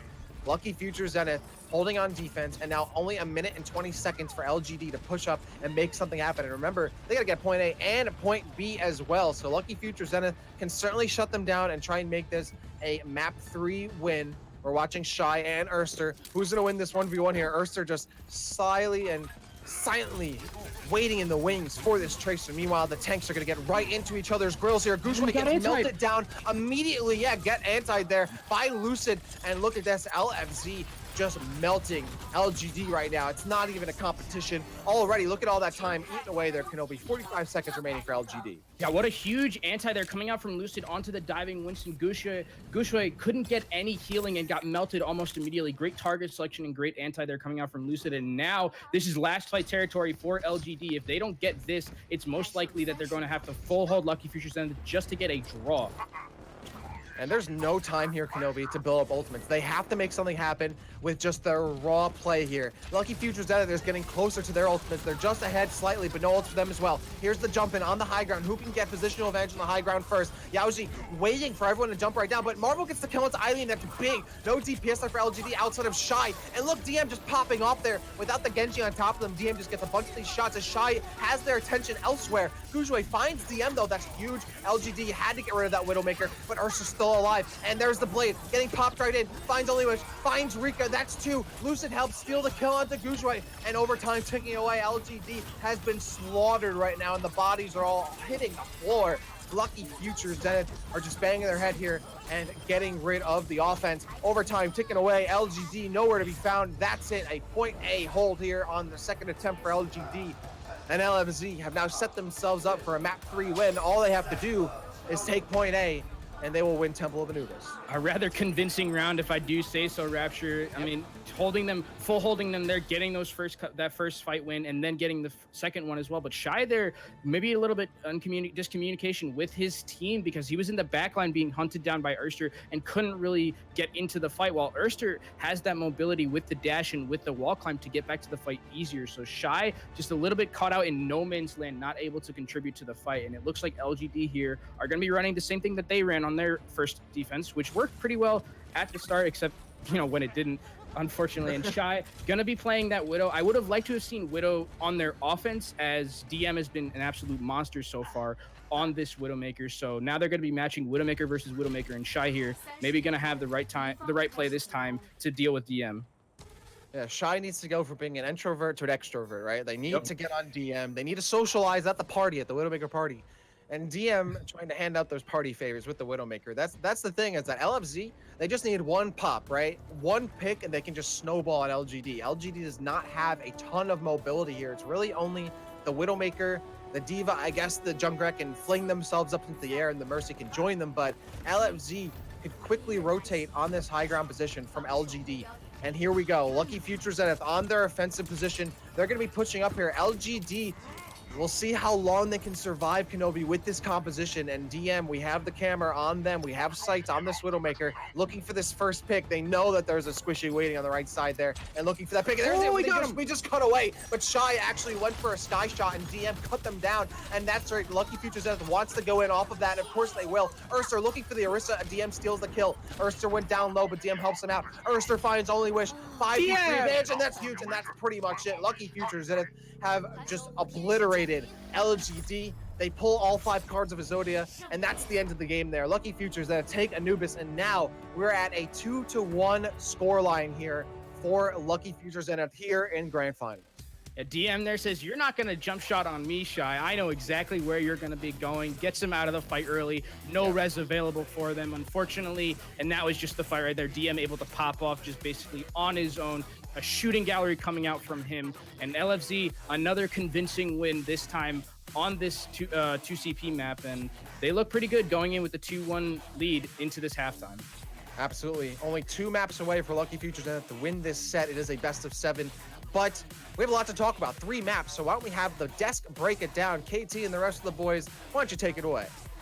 Thanks a lot, guys. Great job. All right, here we are. We're halfway through, quote unquote, halfway through. 3 maps in, 2 maps in favor of Lucky Future Zenith, 1 for LGD Gaming. Let's just talk broad strokes here first. LGD struggling through these first 3 maps. Even on that Eichenwalde win, right? I mean, we only saw 1 point captured. I mean, it definitely wasn't a strong map, I think, for anyone here. So Volamel, where are LGD falling short right now? So there's a couple places that they're kind of slumping a bit. Obviously their backline, again, Only Wish, he's not having a good day. Their DPS line, they're a little bit quiet. You know, Eileen, he had an okay performance on the Mercy and allowing Shy to rotate on Eichenwalde to that Sombra, but nothing really that far play from Eileen. It wasn't what we know of him. It wasn't that normal, you know, strong, aggressive Eileen Farah. It was kind of reserved. It was maybe a little bit nervous. You know, it's something that's a little bit off center. Another thing I wanted to touch on specifically on Eichenwalde was this Doomfist from LFC. It was just so hidden. It was hidden in the leaves, one might say, and nobody was clearing him. They would push up through the portcullis, right? And the Doomfist would wait and do a very, very delayed engage. So LGD would push through, the Doomfist waits, and he's just free in the backline because they're diving onto either the bridge or the tower itself. And nobody's bothering to clear this push. Time and time again, this Doomfist is constantly in the backline, just ruining and possibly even aggravating their backline. Maybe that's why we're seeing Only Wish performing so poorly. Kind of just floating into Widowmaker sightlines constantly. So it's been a little bit rough, but you know, we're starting to see, you know, some strokes of brilliance. You know, Eileen's coming back. You mentioned this, John. You know, his Genji on Temple was all right. You know, he's starting to catch a little bit of tempo. You know, he's bold analysis by me over there, by the way. Wow, I'm like, you're gonna mention my analysis? Yeah. He's like, yeah, he's all right. Yeah, doing good. He's getting that rhythm back in, and we're starting to see him start to catch a little bit. So hopefully, leading after halftime, we can start to see LGD's DPS line really start to shake off those nerves and take it to Urster DM. Let's talk about Eichenwalde, Panda, because this is traditionally, it was the first map that LFZ has lost in Contenders China Season 2. And they haven't really done well on it anywhere at this point, I guess, compared to the rest of their maps at least. So in your opinion here, because like I said before, neither team was stunning, but where do you see LFZ struggling on Eichenwalde so much? Why is this map particularly, or maybe even this map type, so difficult for LFZ in comparison to their other maps? I think LFZ struggle with a certain amount of objective-based decisions on the inside of any map, including hybrid maps. I mean, they're great at taking the first point, but once that payload gets unlocked, they seem to struggle, and they seem to get a little desynced as well, especially when you're facing a main tank of the caliber of Gu Shui. Gu Shui himself is able to counter dive the moment's time that Marvel is in the backline with DM and Ursa as well, whomever will be the Sombra player. In that specific moment of time, in those final moments, KT, it was a little bit of an overcommitment. The Zenyatta, Rika did not have the Transcendence for LGD Gaming. At that point, they were trying to overcommit a EMP just to burst him down, who still had armor, so it didn't get bursted down as quick as they would like to. All while in the other side of the map, they had Shy on in their backline, as well as Gushui and Yao Shi as well. Just the counter dive coming through these adversaries of Lucky Future Zenith seem to understand that when you go so far deep away from the payload itself, that this is the open opportunity to counter dive your backline, who is very immobile. We've been seeing a lot of different Ana play coming out from Lucky Future Zenith all day long, and they need to be careful of that specific purpose. Is that when your main tank goes away with D.Va, that's not a lot of support going through on the backline as well.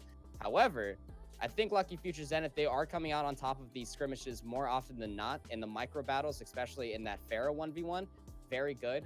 To Volamel's point as well, the moment that you start incorporating that Doomfist, you can definitely see a little bit more of an opening for the rest of the team to shine through. But the moment that the download is coming complete for these teams on hybrid maps versus Lucky Future Zenith is where they start to struggle. I just think payload and hybrid maps in particular are definitely a weak sense for Lucky Future Zenith. So, Volamel, as we go forward here, we're going, into the second half. LGD definitely not where they want to be, and they're definitely not insurmountable for a comeback here. But you're LGD, you're going into the second half. How do you rally? How do you make adjustments going forward to turn this one map deficit into a win? I would love to see Eileen actually rotating more onto the projectile DPS. I want to see him more on Pharah. I want to see him, kind of give him a little bit more of those comfort picks, because it's kind of a double. It's a win-win for them. I think that Shy, especially in Eichenwalde, had a fairly okay, especially point A hold. He found good hacks. For the most part, there was a McCree hack in there every once in a while, but for the the most part, he was finding very, very Can't good let success. those McCrees roll away. Can't let them roll around. That's we don't want those flashbangs. Those rolly McCrees, man. It's just another Hammond out there if you don't get that hack off. We definitely need to see Eileen kind of relax. We need him to be on those comfort picks. His Pharah was better. His Genji looking stronger-ish on Temple, so giving him that room to breathe, giving him some flexibility, and kind of putting Shy where we know him the best, putting his back against the wall and saying, all right, Shy, you need to perform. Let him shift into sixth gear, man. Let that sixth gear rock. And you saw that too when he came out on the Tracer, especially on Eichenwalde. I mean, that was such a treat to see. Just the kill feed just glowing up in those final blows for Shy. It was something that we haven't seen in a long time. Not winning in the proverbial 1v1s when there's a Widowmaker at play, but when you let him join Gushui in that dive, it just looks so good. Yeah, they definitely do. So I want to talk about LFZ a little bit. We've talked a lot about LGD. We've talked a lot about Eileen, but what about on LFZ side? Who's really standing out for you right now, Panda, as having a great series so far? So far, I would probably have to say Ursa. Ursa ended up coming around on that Doomfist pick. Was, again, a very nice treat to see here on Grand Finals of all things. His Pharah play has been immaculate, landing back-to-back direct rockets. Has really been outperforming, in my opinion, especially coming off of the close matchup yesterday, KT.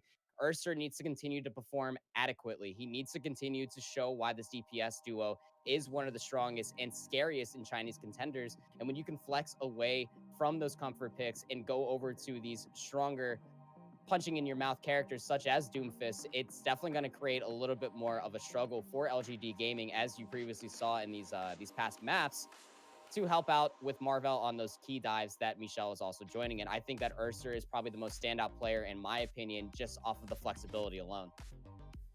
Awesome. I like it. Any standout performances for you, Volamel? When we jump off of Temple Anubis, especially on that last point A push from LFC, you can't look at DM and not say, he's not cracking open those points just by himself. He grapples up to the high ground. He's just taking duels. He's finding Only Wish. He's finding Reek every once in a while. Like he's just a giant nuisance for this team, and just a complete annoyance in this back line where Only Wish has got these bad habits of flying out in the open, and DM's right there ready to just rip your head off. So we gotta give him a bulletproof helmet. We get those helmets out, and hopefully we can see him hunker down a little bit more, stay a little bit more grounded, watch his positioning because DM is definitely out for blood. And I'm glad you brought that up too. The well-oiled machine from Lucky Future Zenith is coming out to play as well. They almost are debating Only Wish to come out into these open positionings and just getting absolutely dismantled. I mean, like the moment that Only Wish goes into those gliding formats, Angelic Descent is just not his friend today. So as we go into the second half here, both of you said 4-3 in favor of LGD. Yeah, not looking good for you guys right now. Either of you want to change your predictions? Come over to the right side, the light side. I'm honestly, I'm sticking by it, man. I think right. during this half, that when they talk to their coaches, they're going to be able to stand strong and come back. Okay. I gotta say, I'm gonna pull a Bren. I'm gonna flip flop. I'll go bold. I'll even say I think this is gonna go 4-2. I think LFC is gonna clean this out. Fair enough. DPS is looking strong. Very, very bold prediction there. Very bold flip-flop there, Volamel. We're going to take a brief couple-minute break. It won't be 8 minutes, chat, I promise. Don't go anywhere. We're going to get set up for map number 4 right after this. Welcome back, Overwatchers. This is Overwatch Contenders China Season 2 2018 Playoffs, the grand final set between Lucky Future Zenith and LGD Gaming. It is currently map 4. We're going to Rialto for map 4. It is a 2-1 series scoreline here for LFZ. LFZ has bled, but can they be taken down by LGD? I'm Rapture here with Kenobi, still with the English coverage here at Broadcast.gg. Thank you all for tuning in. Kenobi, we're going to Rialto for map 4. You ready to get into it? Definitely ready to get into it. Rialto, a map we haven't seen too much this season, so interesting to see what these two teams are going to be bringing out on it. But this is a very important match for both teams. If you're LGD, you definitely want to go in that two map hold deficit, get to match point. And if you're Lucky Future Zenith, you want to wrap this up early. You want to go, go get dinner, go get some KBBQ and just get out of there. You just want to be done with it. You want to win the grand finals and then go home. So this is definitely a very important matchup, and whoever wins this will dictate the pacing of the series so far. Absolutely, and we already thought that potentially Lucky Future Zenith might run away with this, but LGD taking a stunning Eichenwalde win on map 2 to tie it up, and then we just saw on Temple of Anubis, LFZ taking map 3 to make it 2-1. And remember, there's a lot obviously on the line for this match. This is the final, set. Whoever wins this will be crowned champion. But remember, this was the set for last season's grand finals as well, and that went to a full 7 maps between these two teams. So will we see that again here? Another best of 7 going the distance, going to full 7 maps here. That could happen, as LFC has already shown that they can lose to LGD, but LGD really has to show up. Guys like Gushue and more are putting up a lot of numbers, but it's the likes of DM and Erster that are just shutting down, even Michelle, shutting down LGD left and right. Lucky Future Zenith not looking perfect, but looking very, very strong going into Rialto. Yeah, they need to hand out some of those bulletproof helmets that Volamel talked about on the desk, because DM is clicking those heads and clicking them real good so far. So they just definitely need to figure out a way, the DPS for LGD, to counteract the DPS of LFZ here, because if DM and Erster run away with this, they could run all the way to to the 4-map wins, and that's definitely something you don't want to see, as we're going to be going into Rialto here, Rapture. Nice little trip to Italy for us. Absolutely, yeah. You gotta stay cultured out here, Kenobi. And what better way than to go over to Europe, go over to Italy. And Rialto, one of those maps notorious for not being finished. So it'll be interesting to see how far we actually get on this map, especially where we didn't complete Eichenwalde. Anubis was hard fought, and that's Assault. So both of these teams showing that they can put up really strong defenses. And on Rialto, we know the high ground advantage here is very strong for the defense. And LGD will be on offense first. So it's LFZ's defense coming out first. How strong will it be up against LGD? I mean, speaking of notorious, this map is very notorious for that Pharah play. You have a lot of high ground to deal with, and you have a lot of buildings to hide behind, keep your Mercy and yourself alive. So Shy is going to have to put a lot of pressure here onto DM and Erster. So he has a lot to do here, as Eileen going to be going back over to that Genji. Let's see if it can play a little bit better than it has been, because Volamel, like Volamel said, it hasn't been the greatest. Gushui, look at all this damage and pressure putting up on this front line here by the Winston. So it's forcing Lucky Future Zenith to fall back, making it hard for DM to hold a sight line. You can see right there, Eileen capitalizing, gets the kill. Gushui going in for more, 6v4 advantage here, 6v3 for LGD. And this is all afforded by Gushui's aggressive play with the Winston. It just snowballs from there. And LGD very quickly shutting down Lucky Future Zenith on the first phase of Rialto. Yeah, aggressive play also coming out from Eileen. He gets into the backline and gets DM. DM gets the return kill there. But DM did go down very early in that fight, and Eileen was able to use the dive from the rest of his team to pick up a couple of more kills. It looks like they're going to try and push this all the way to that first point. It looks like LFZ will have a chance to contest, though, here, Rapture. Yeah, absolutely. There's still a lot of time for LFZ to get back into this, and they still have everyone up. And if DM can just get a really quick pick, that could easily turn the tables here for LFZ. Erster on this Bree, swinging away here with the flail. LGD, oh, Gushui and Eileen. Again, Gushui with this aggressive play, 6v4 advantage here for LGD, but Shy's picked up by Marvel. Even in the odds, just slightly. Eileen trying to get this Bree down before they get the kills on the supports with Rika, D-Max, Michelle. Eileen has the blade, waiting as long as possible to pop it until they get into this small close quarter situation, and it is perfect for Eileen. Everyone is lined up. He cuts right down the line, and Eileen gets the kills. Rialto first phase has been completed here, and LGD with 4 minutes and 35 seconds in the bank. And this is the Genji play we wanted to see. Eileen be aggressive, be proactive, get into the backline, make DM uncomfortable, and it's even going to force DM to switch over to that Sombra. Widow, not that great on the second point here of Rialto, but Shy's going to be sticking on it, getting those sight lines as DM. Going to try and deal with Shy with Sombra himself. Yeah, DM moving over, so actually giving up the Widow v Widowmaker fight here, which is very uncharacteristic for DM. And to go Sombra, though, being proactive, trying to shut down LGD before they get their own Sombra. It's again, Gushui getting in there early. So immaculate on this Winston play here. Only Wish finds DM, 6v4 advantage for LGD, and they have full control of the payload. Gushui, of course, gets actually baited into that. They knew that Gushui was going to be aggressive, so the sleep dart was absolutely perfect from Lucid. And now LGD finally feeling a little worse for wear here as LFZ getting a couple picks. They have a slight advantage here, allows them to push up onto the payload without much remorse. And LGD, with a bunch of ultimates, not going to overcommit here because they know they can easily retake this payload. Yeah, LGD have a lot of ultimates to their name. They have the Dragon Blade, but there is the sound barrier from IDK that could come out. But he doesn't have it yet, Rapture, and he's going to go in, and he might get a couple of kills here. Oh, and Eileen getting baited here by the Breed, but he knew that he wanted to find the supports first. It doesn't even matter. It was worth taking the shield bash. A 6v3 advantage here for LGD off of Eileen's blade, and they make it look easy, slicing through LFZ like a hot knife through butter. Yeah, unfortunately, IDK just 2% away from getting that sound barrier that could have saved him and the rest of his team before Eileen bladed in. Great job from Eileen being proactive again on that Genji. We've been talking about this entire time, and now 4.5 minutes for LGD to push to this last point. That's a really good time bank. Unfortunately, though, LFC has a lot of ults like this Shatter coming out right now, Rapture. Whoa, Marvel right there with the line drive Earth Shatter right down that pathway. The road gets cracked. They're going to have to redo the asphalt on that one. And LFZ capitalizing off of that great Earth Shatter. LGD did not see it coming, and there's the cleanup. Yeah, and they only used that one Shatter for this fight. They kept a lot of their ultimates. They kept the Graviton. They kept the EMP. So a lot of time bled off the clock just for one ultimate. And Eileen going to be switching over to the Fair here. Shy gets a pick onto Erster. That might be all they need to go in here, Rapture.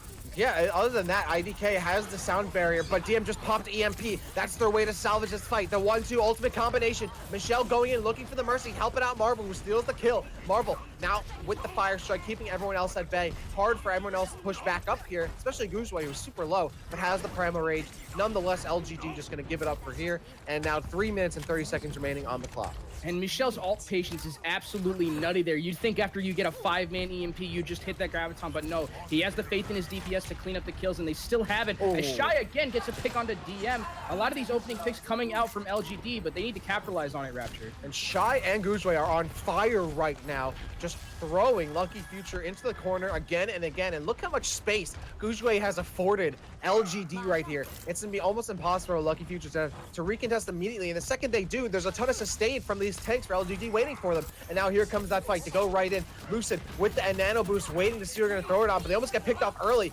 looking to try and sleep dart the Diva, and just barely missing it there, but the Graviton sucks them up. Michelle unable to get followed, so at least helping the team out to try and get at least one. IDK, though, only able to get that kill onto Yaozui's mech. Shy picks up 2. 6v4 advantage for LGD, and LFZ are just completely separated from the point. They're all individually separated from the rest of the team. That makes it easy for LGD to clean things up, and Gujue just silencing Marvel, shoulder checking them into the wall there, Kenobi. And LFZ is getting routed right now by LGD. Yeah, and that's a huge pick onto Michelle as well. He's not going to be in there. The barrage comes out from Eileen. He gets one, but he gets EMP'd and Sledge Rapture. Oh my god, you better take a nap there, Farah. LGD. Oh, they actually need to get some more kills here, though. Lucky Future's Zenith finally finding something on the back shoulders here. Marvel and IDK. 0.67 meters remaining and 2 minutes left on the clock for LGD. Gujue still far away from a primal raid. They have to back up here. They don't want to lose too many numbers and waste too much time. And they have a Doomfist from Urster, and LGD recognizes that, falling back, respecting the pick. They got to reset for another fight here. Try and build up to some more ultimates. Trying not to give ult charge to Marvel and DM, but they kind of grew up some anyway. Nevertheless, there's the reset. I can't stress how awesome that EMP into sleep was coming out from Eileen, from Lucid there, doing a great job of getting that pick and making sure that Eileen could not do anything with that barrage. If that barrage keeps going, he gets a lot of kills. And DM and Shy, now again on the Widowmaker fight here. DM has moved back. That Sombra did nothing for them. And now they can try to keep Shy at bay, but Shy has this long sightline that's almost uncontested here. Looking for the Lucio, trying to get the pick, doesn't go for the shot, doesn't commit, looks for nothing anyway. Nevertheless, IDK does have their attention turned toward that Widowmaker and pushes them back. Lucid still sitting on the Nano Boost and might throw it onto Michelle, just trying to keep them alive though. Here's a self-destruct from Yaozi, trying to give them some shots that doesn't connect. Now Michelle getting closer to their self-destruct. IDK cuts down Eileen, that's big. Eileen was getting closer to a barrage, and then Rika and Shy. I even think both teams even thinks up. It's LGD, Gujue, and Only Wish. But how much can Urster get off of this? Instead, no, they're going to use the Meteor Strike to get to the Winston down early. Michelle self-destructing finds Gujue in the corner, but LGD finding the kills. Eileen gets 2, but DM shuts down Yaozi. Can someone get out of the point in time and try and touch it here? Someone does. Eileen has the barrage, waiting for everyone to get out of spawn. Kills DM and gets IDK and some shots down on the Hammond. Michelle, but the Wrecking Ball has to fall back, and no, Eileen doesn't let them. Eileen is just going off right here, slapping the booties of LFC, and Eileen still putting a bunch of shots down. LFC trying to get back onto the point safely, but they don't have much cover to take here. They need these tanks to get back out, and Gujue being aggressive as we've seen them throughout this entire map, trying to get some space here for LFC, but they've taken a lot of damage trying to do so, as has Marvel. But Yaozi gets the kill, gets 2, that's 3. Eileen getting on the board, and now it's a big advantage here for LGD. Kenobi, LFC trying to hold on here. It's overtime, but LGD might have enough to push it in, and indeed they do. They will complete Rialto.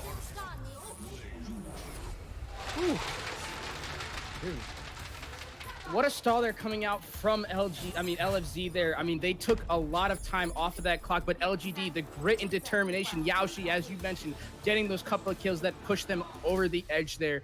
LGD completing that map and forcing LFZ to now complete it themselves.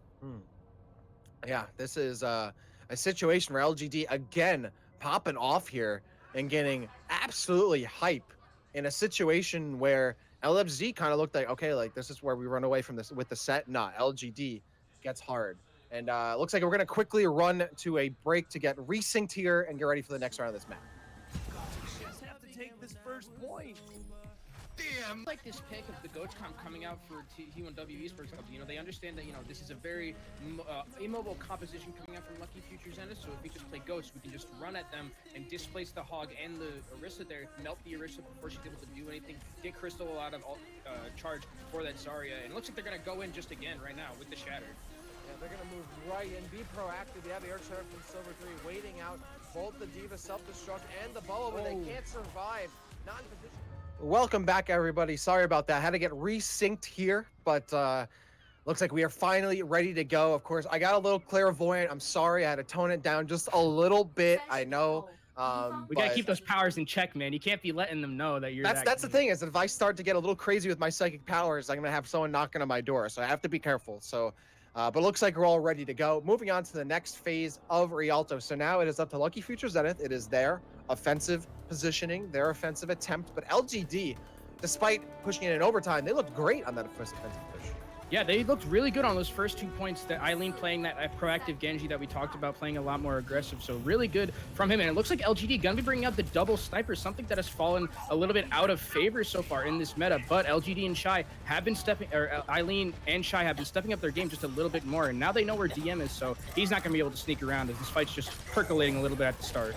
Yeah, Shy on the Hanzo, Eileen on the Widowmaker here. But Lucky Future Zenith with a slightly tankier composition, just gonna force their way through mid, and LGD really can't do much about it. They have snipers, which means they can't have a full presence on the payload itself. So these big health pools just pushing right at them, just body check and bully LGD off the point, and it converts LFT to quickly take control of the payload here. And now they're just moving right through here. They have grease on the wheels. Marvel finds Shy, and now they're getting ahead of themselves a little bit. Marvel with another kill, 5v4 advantage here for LFC, and Marvel already has an Earth Shatter, so if anyone tries to get away, oh my shut god, down. That pursuit does double damage, and now Marvel trying to get the follow-up. D-Max Yowzi, IDK gets the kill on Eileen with the right click, Erster gets the kill on Narika, and LGG slaughtered by LFC.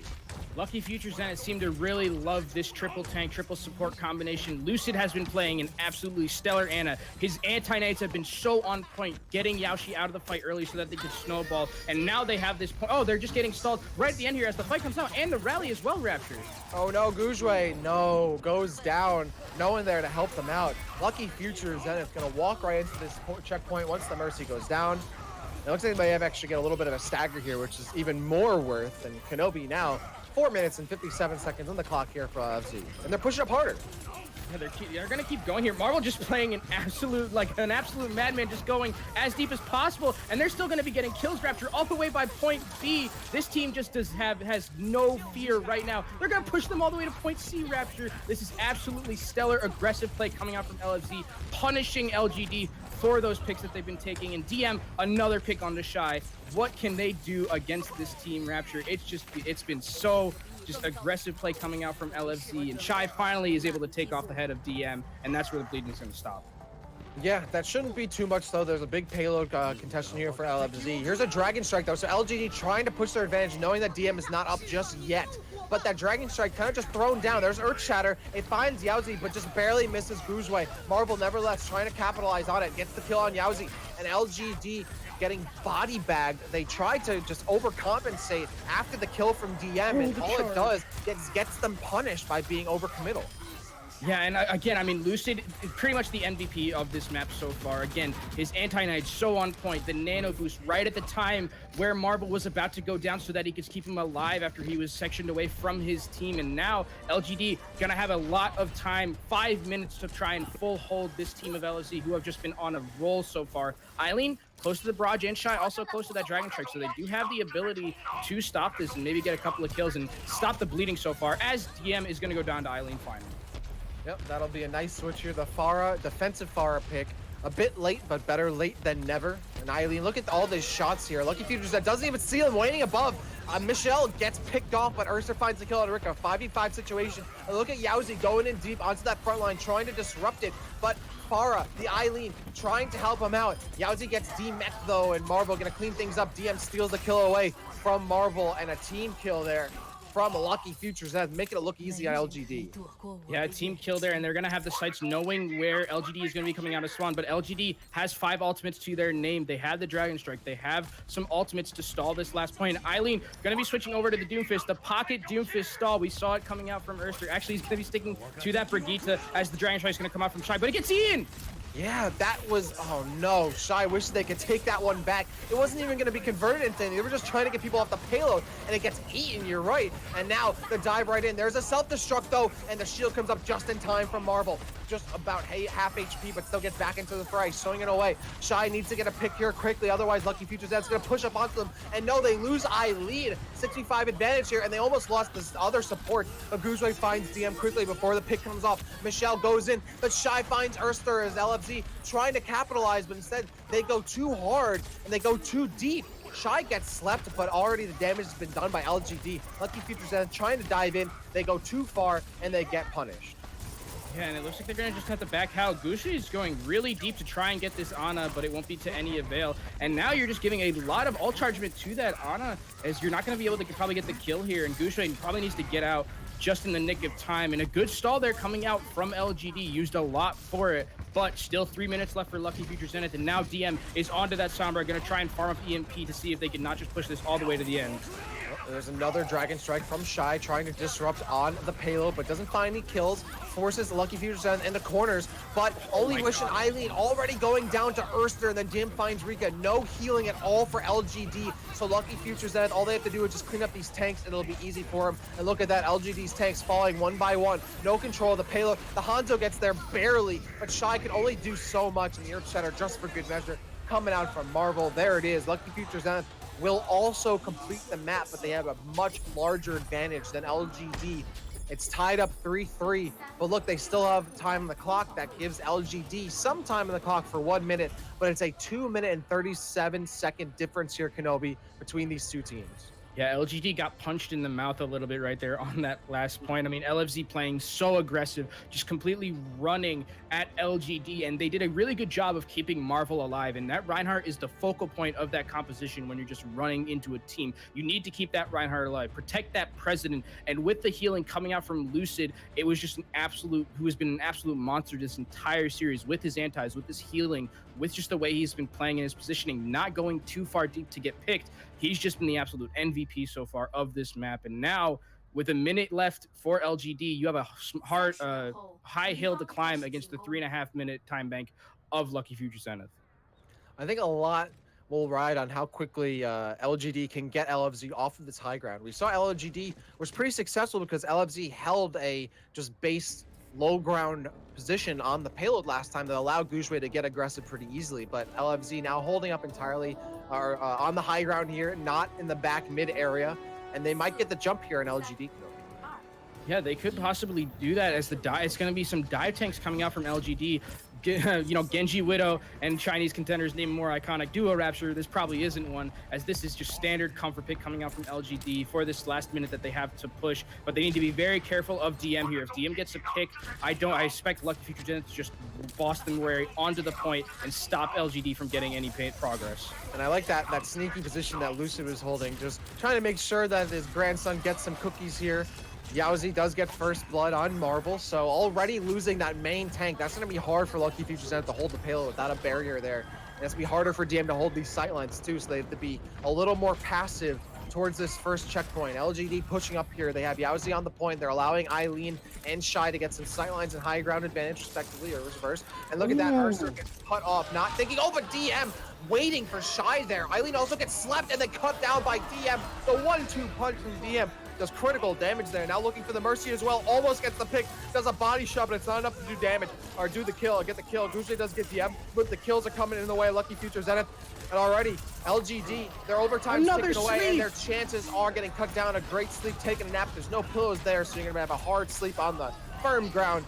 And LFZ have cleaned up LGD. Eileen is barely able to get there, but cracking the ground is Marvel once again. Just a clean kill off the Earth Shatter, and LGD silenced barely beyond those first corners there.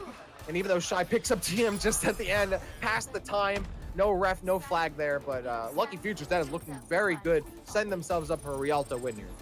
Yeah, but 3.5 minutes it is a lot of time that LGD have to hold here. And again, I mean, we've been talking about it so far. Lucid MVP with those sleeps that he hit. I mean, he hit that sleep on the Eileen mid dash. I mean, Rapture, that's something you don't see every day. And then on top of that, the way that they're playing with Marvel is they get the sleep and then they have Marvel charge directly onto that sleeping target. That's a free 300 damage, and then the follow-up is there and they're getting those kills. So great play there from Lucid. And DM here getting this, as we're going to be seeing on the replay, gets Shy and then sees the sleeping Eileen. Bing, you're done. Eileen just dreaming away, thinking of that's a different type of sleep that he put him in. Yeah, right. That's not the kind of dream you want to have. That's a nightmare for sure. Lucky Future Zenith now in a position to put themselves up 3-2-1. This is grand finals here of Overwatch Contenders China Season 2 2018. Thank you all for tuning in with us here at Broadcast.gg, the English coverage. I'm Rapture here with Kenobi, bringing you some more matches. It's Lucky Future Zenith, LGD Gaming, less than 10 seconds to go. How will Rialto go? Will LGD be able to somehow hold off Lucky Future Zenith for 3 minutes and 37 seconds, or are we going to have a 3-1 lead here for LFZ? Let's find out as we move on. LFZ up in the offensive position here. A bunch of time on the clock and not far to go here, Kenobi. And again, getting very aggressive with this composition, but they're backed up by DM on the Widowmaker. But no, it's Eileen who gets that first one with the Widowmaker. Michelle actually gets first blood, but it's a 2-2 trade here until Marvel gets the pin onto Guzwe. 4v3 advantage here for Lucky Futures Zenith. LGD finds a kill with the help of Eileen, but Eileen cannot do all of it by themselves. Lucky Futures Zenith find the kills, and Kenobi, that might be it for LGD. Yeah, that might be. They're going to get one last contest onto this point here, but look at Marvel's ult charge right now, 80%. He's going to be the closest one to any ultimate we have, and if he gets this shatter off, there's only Gushui to block it. So Gushui bringing out this Reinhardt is going to have to be huge on it and try and mind game that Reinhardt of Marvel to try and not get the shatter off.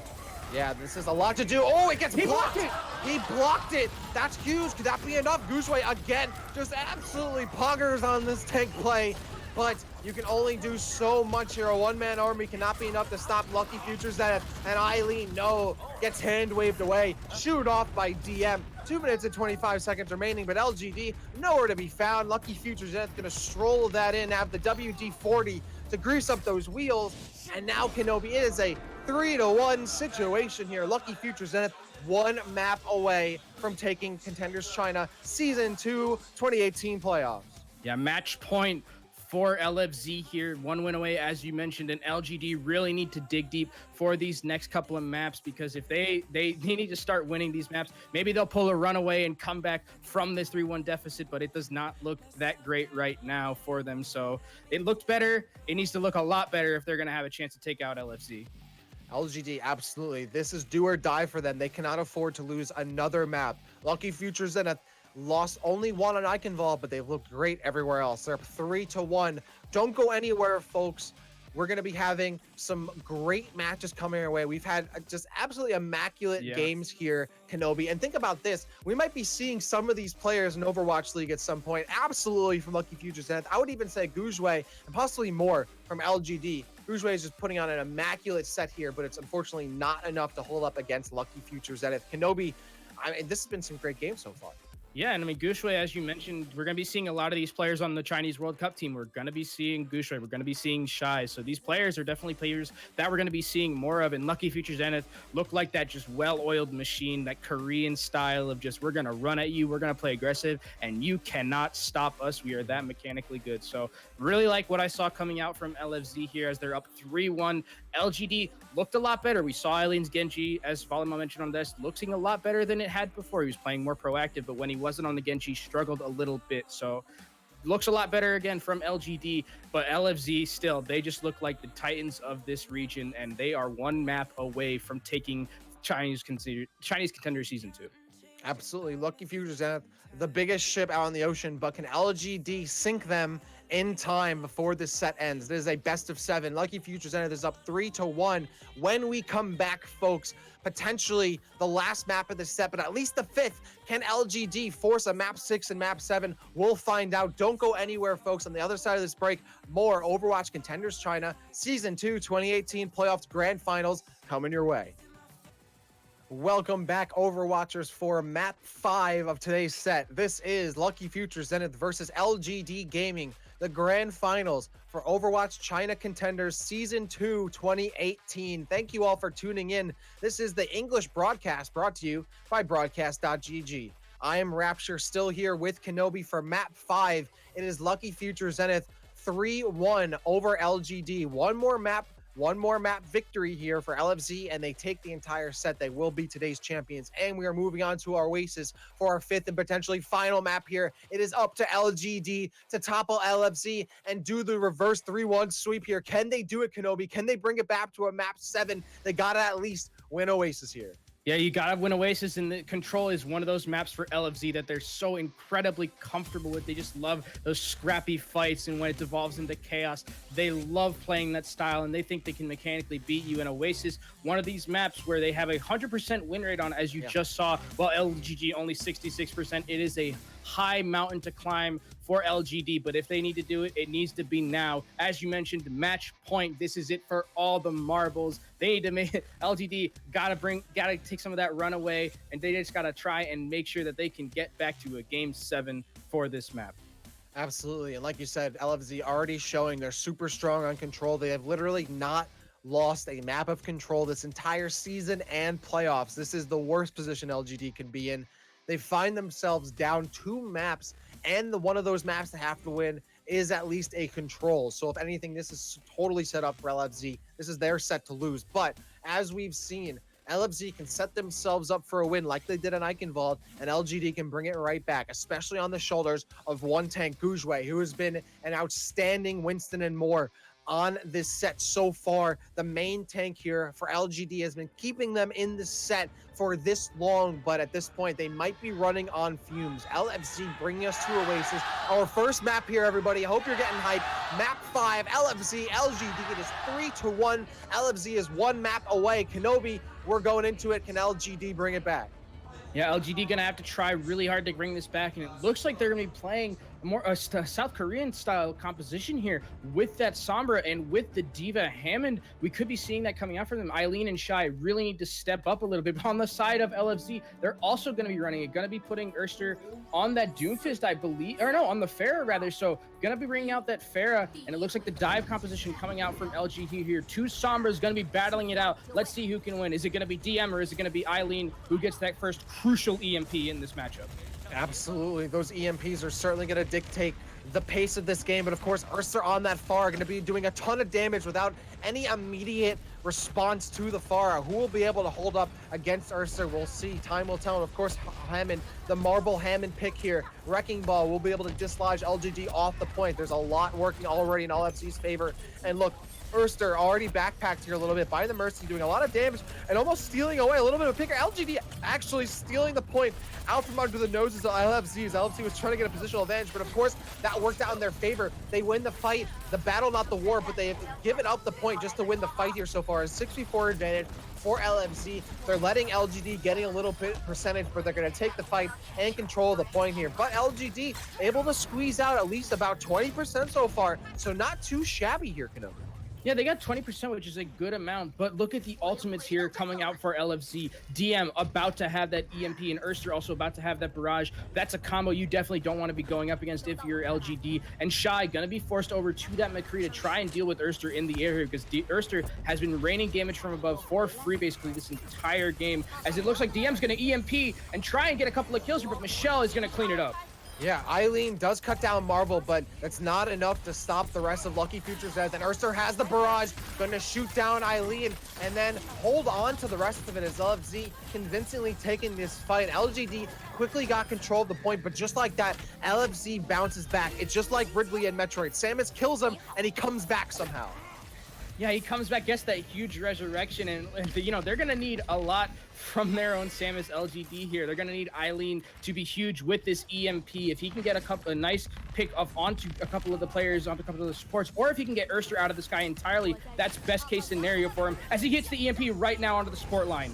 Oh, but Erster and DM already finding kills. No, LGD cannot convert on the EMP from Eileen. They've wasted that EMP. That's huge, because now not only Lucky Future Zenith is able to get this kill and this team fight, but they've reduced the resources that LGD has going into the next fight.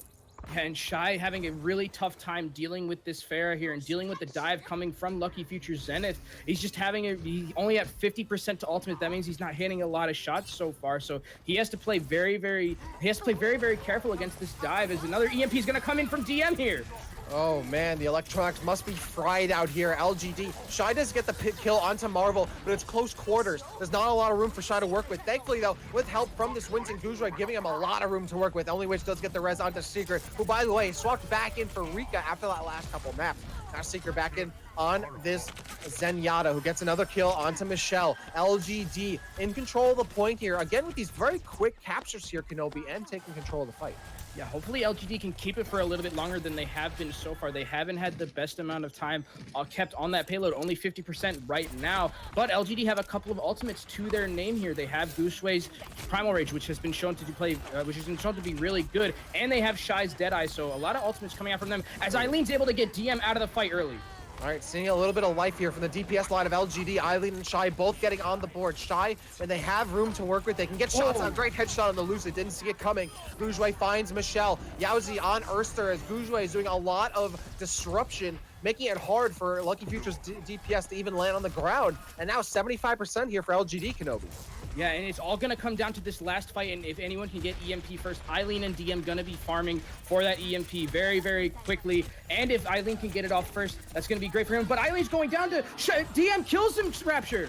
Oh, man, that's huge. And now Shy trying to get off more of this, uses the high noon, but there, the Winston gets there in their face. Marvel blocking a lot of that. Great play. Now Erster with the high noon might be able to pick up that Mercy without needing to use it. And also look out, Gushui super low. Here comes the high noon, doesn't find anyone else, but does zone LGD off the point. Gushui super low. Yaozi also low here. Shy switching over to the Widowmaker to try and get some picks for LGD as they're losing numbers, but Eileen gets the kill into Marvel. And then there's the EMP, and it comes out there from DM. DM does get cleaned up. Erster gets a bunch of picks there too. Yaozi up still alive, both as well as Gujwai, so they have tagged, but LFZ gets the completion here and gets control of the point.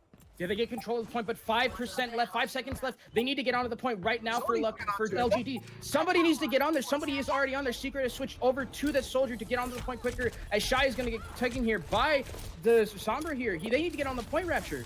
Someone needs to touch it. Guzwe and Yaozi were the ones to get onto it, but no, Erster wins in on Shy and Secret. The 2-for-1 right there. Buy one, get one free, and Erster taking advantage of the discount. They've got their coupons. They're ready in line, holding everyone else up, and overtime ticks away. Lucky Future Zenith takes the first round 100% to 99 here on Oasis. One more phase, one more round victory here, Kenobi, and Lucky Future Zenith will be your champions. One map away for Lucky Future Zenith to take this convincing 4-1 victory. It was closer than we had usually seen it on Control with these two teams, but now we're going to be heading to University, and now we might be seeing some triple tank, triple support like we usually see, or Shy is going to be sticking on this McCree, but they have to bring out everything for LGD here. It is their tournament and season life on the line. They don't want to be at the butt end of they want to be second place again against LFZ. They want to bring this to a game 7, but they need to try their hearts out on this last map. Yeah, absolutely. Lucky Future Zenith looking like James Dean out here, running away, out of control. But will they crash and burn against LGD? We'll find out. This could be the last push here. Ursa bumping around a little bit. Last potential fight here on Oasis. Here we go, breaking out. And we can see LGD with the Samba McCree again, up against the McCree Farah here coming out from Lucky Future Zenith, but DM gets first blood, finds Yaozi, 65 advantage, and that forces Guzwe to fall back on the Reinhardt. Doesn't want to lose that barrier tank early, and instead they're losing support. Secret goes down. Erster finding Shy, and this is what we know from Erster. Loves to get into the backline and does unmitigated damage. Might get the 4K. Let's see the overkill. Erster, I want it, and we get it. Overkill. Guzwe goes down. Erster gets 4 and the completion there for Lucky Future Zenith. Yeah, and they're going to do what LFZ does best right here. They're going to push all the way to the front of spawn here. They're going to get Eileen, and this is just LFZ through and through, pushing all the way to spawn, punishing you for playing that aggressive, and LGD going to have to use a lot of ultimates and a lot of time to get through this choke. Already 20% for LGD, but Shy gets a nice pick onto IDK. That could be the start of it. Yeah, that's exactly what they need. Not only getting a pick early, but IDK, so no res for Lucky Future Zenith. The tanks have to be healthy, and they need to get some quick kills with the DPS, and Lucky Future Zenith has the resources to do that. Erster again, a classic barrage, finds Yaozi, but Shy gets the quick shot down, and then also fans the hammer on Marvel, keeping them nice and cool. Only Wish gets the res on the Yaozi, so LGD with a convincing fight win here and should easily get point C. But Lucky Future Zenith just trying to stagger on, trying to squeeze the remaining milk out of this one. Lucky Future Zenith just wants to slowly get some percentage here as much as they can, but it looks like LGD have convincingly won the fight. But look at this, Lucky Future Zenith slowly getting more percentage here, not letting go of the point, holding on by any means necessary here. And Marvel also has the Earth Shutter, waiting out the high noon from Shy. Who's gonna break first? And neither of them landing here. Michelle gets Secret, but watch out, Marvel still has that Earth Shatter. Michelle with the Graviton. Lucky Future Zenith, they've lost the fight, but they've slowly gotten themselves back into it, and now they actually have control. LGD letting it slip through their fingers. Yeah, this is last fight territory rapture. 77% coming out for Lucky Future Zenith here. They have the Graviton, they have the Shatter. They can stop LGD from getting to the point here. 82, Eileen goes down with EMP. Worst case scenario, Rapture, 86%. They need one more fight to win this map. I don't know, Kenobi, why they didn't push harder than that. LGD had it, they had it. And Lucky Future Zenith now taking it in, 95%. The Graviton holding whatever at bay, 97. They should be able to complete this. Kenobi, I think that's it. Lucky Future Zenith have done it. They take Oasis 2-0. They take the set 4-1, and that is it. Lucky Future Zenith seem to have finally gotten it. They don't even realize that won this essentially, but there it is. Lucky Future Zenith take it over LGD Gaming. They are your Overwatch Contenders China Season 2 2018 playoff champions right here. Lucky Future Zenith have taken it 4-1 in this Season 2 finals. Congrats to them. Back to back for Lucky Future Zenith, a little bit with the Mewtwo King non-pop off there as they want to see the confetti coming out for Lucky Future Zenith. I think they realize. They have been the Titans. Well, they do realize now the confetti's coming out. They got to know now. They have been the Titans throughout this season. The team to be in LGD, just not playing up to par with LFZ and with the DM and Ursa, the DPS duo who carried them. Marvel, Michelle, Lucid, IDK, all of them just a well-oiled machine and a well-deserved victory here for Chinese Contenders Season 2 for LFZ. Heartbreak a little bit for LGD coming in second again. That's the thing. LGD with a home crowd here, second place 2 seasons in a row. That definitely hurts there. The Lucky Futures that have certainly earned it. They've earned their win. They've earned their cup. And look at that. Now they're going to take a surrounding victory right there. Congratulations to Lucky Futures that have over LGD. They are your champions. And thank you all for tuning in here. Of course, we got to throw it to the desk as Lucky Futures that have hoisted up. This is the year for Rapture and Kenobi. Thank you all for tuning in. We're going to throw it over to the desk because they got to break it down. Thanks so much. Wow, what a series. Can't believe that we called it. Oh, wait, no, I called it. But big congratulations to LFZ here. Incredible series, incredible season from LFZ, Volamel. That was incredible. You know, when you look at the kind of storylines coming into this season, they're the kings. You know, they're looking for a usurper to kind of challenge them at their throne, and LGD rises to the occasion once again, meets them, but falls short in the same fashion, if not a little bit more. And if I'm remembering correctly, this is the first team in all of Contenders to be able to win 2 back-to-back titles.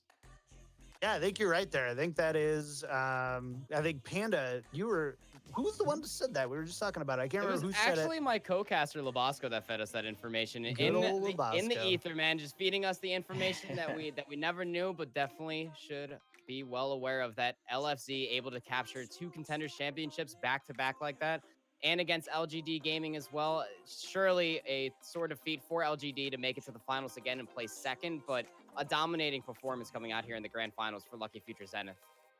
Yeah, definitely. Well, we're going to get out of here real shortly, but first we got to talk about our MVPs here.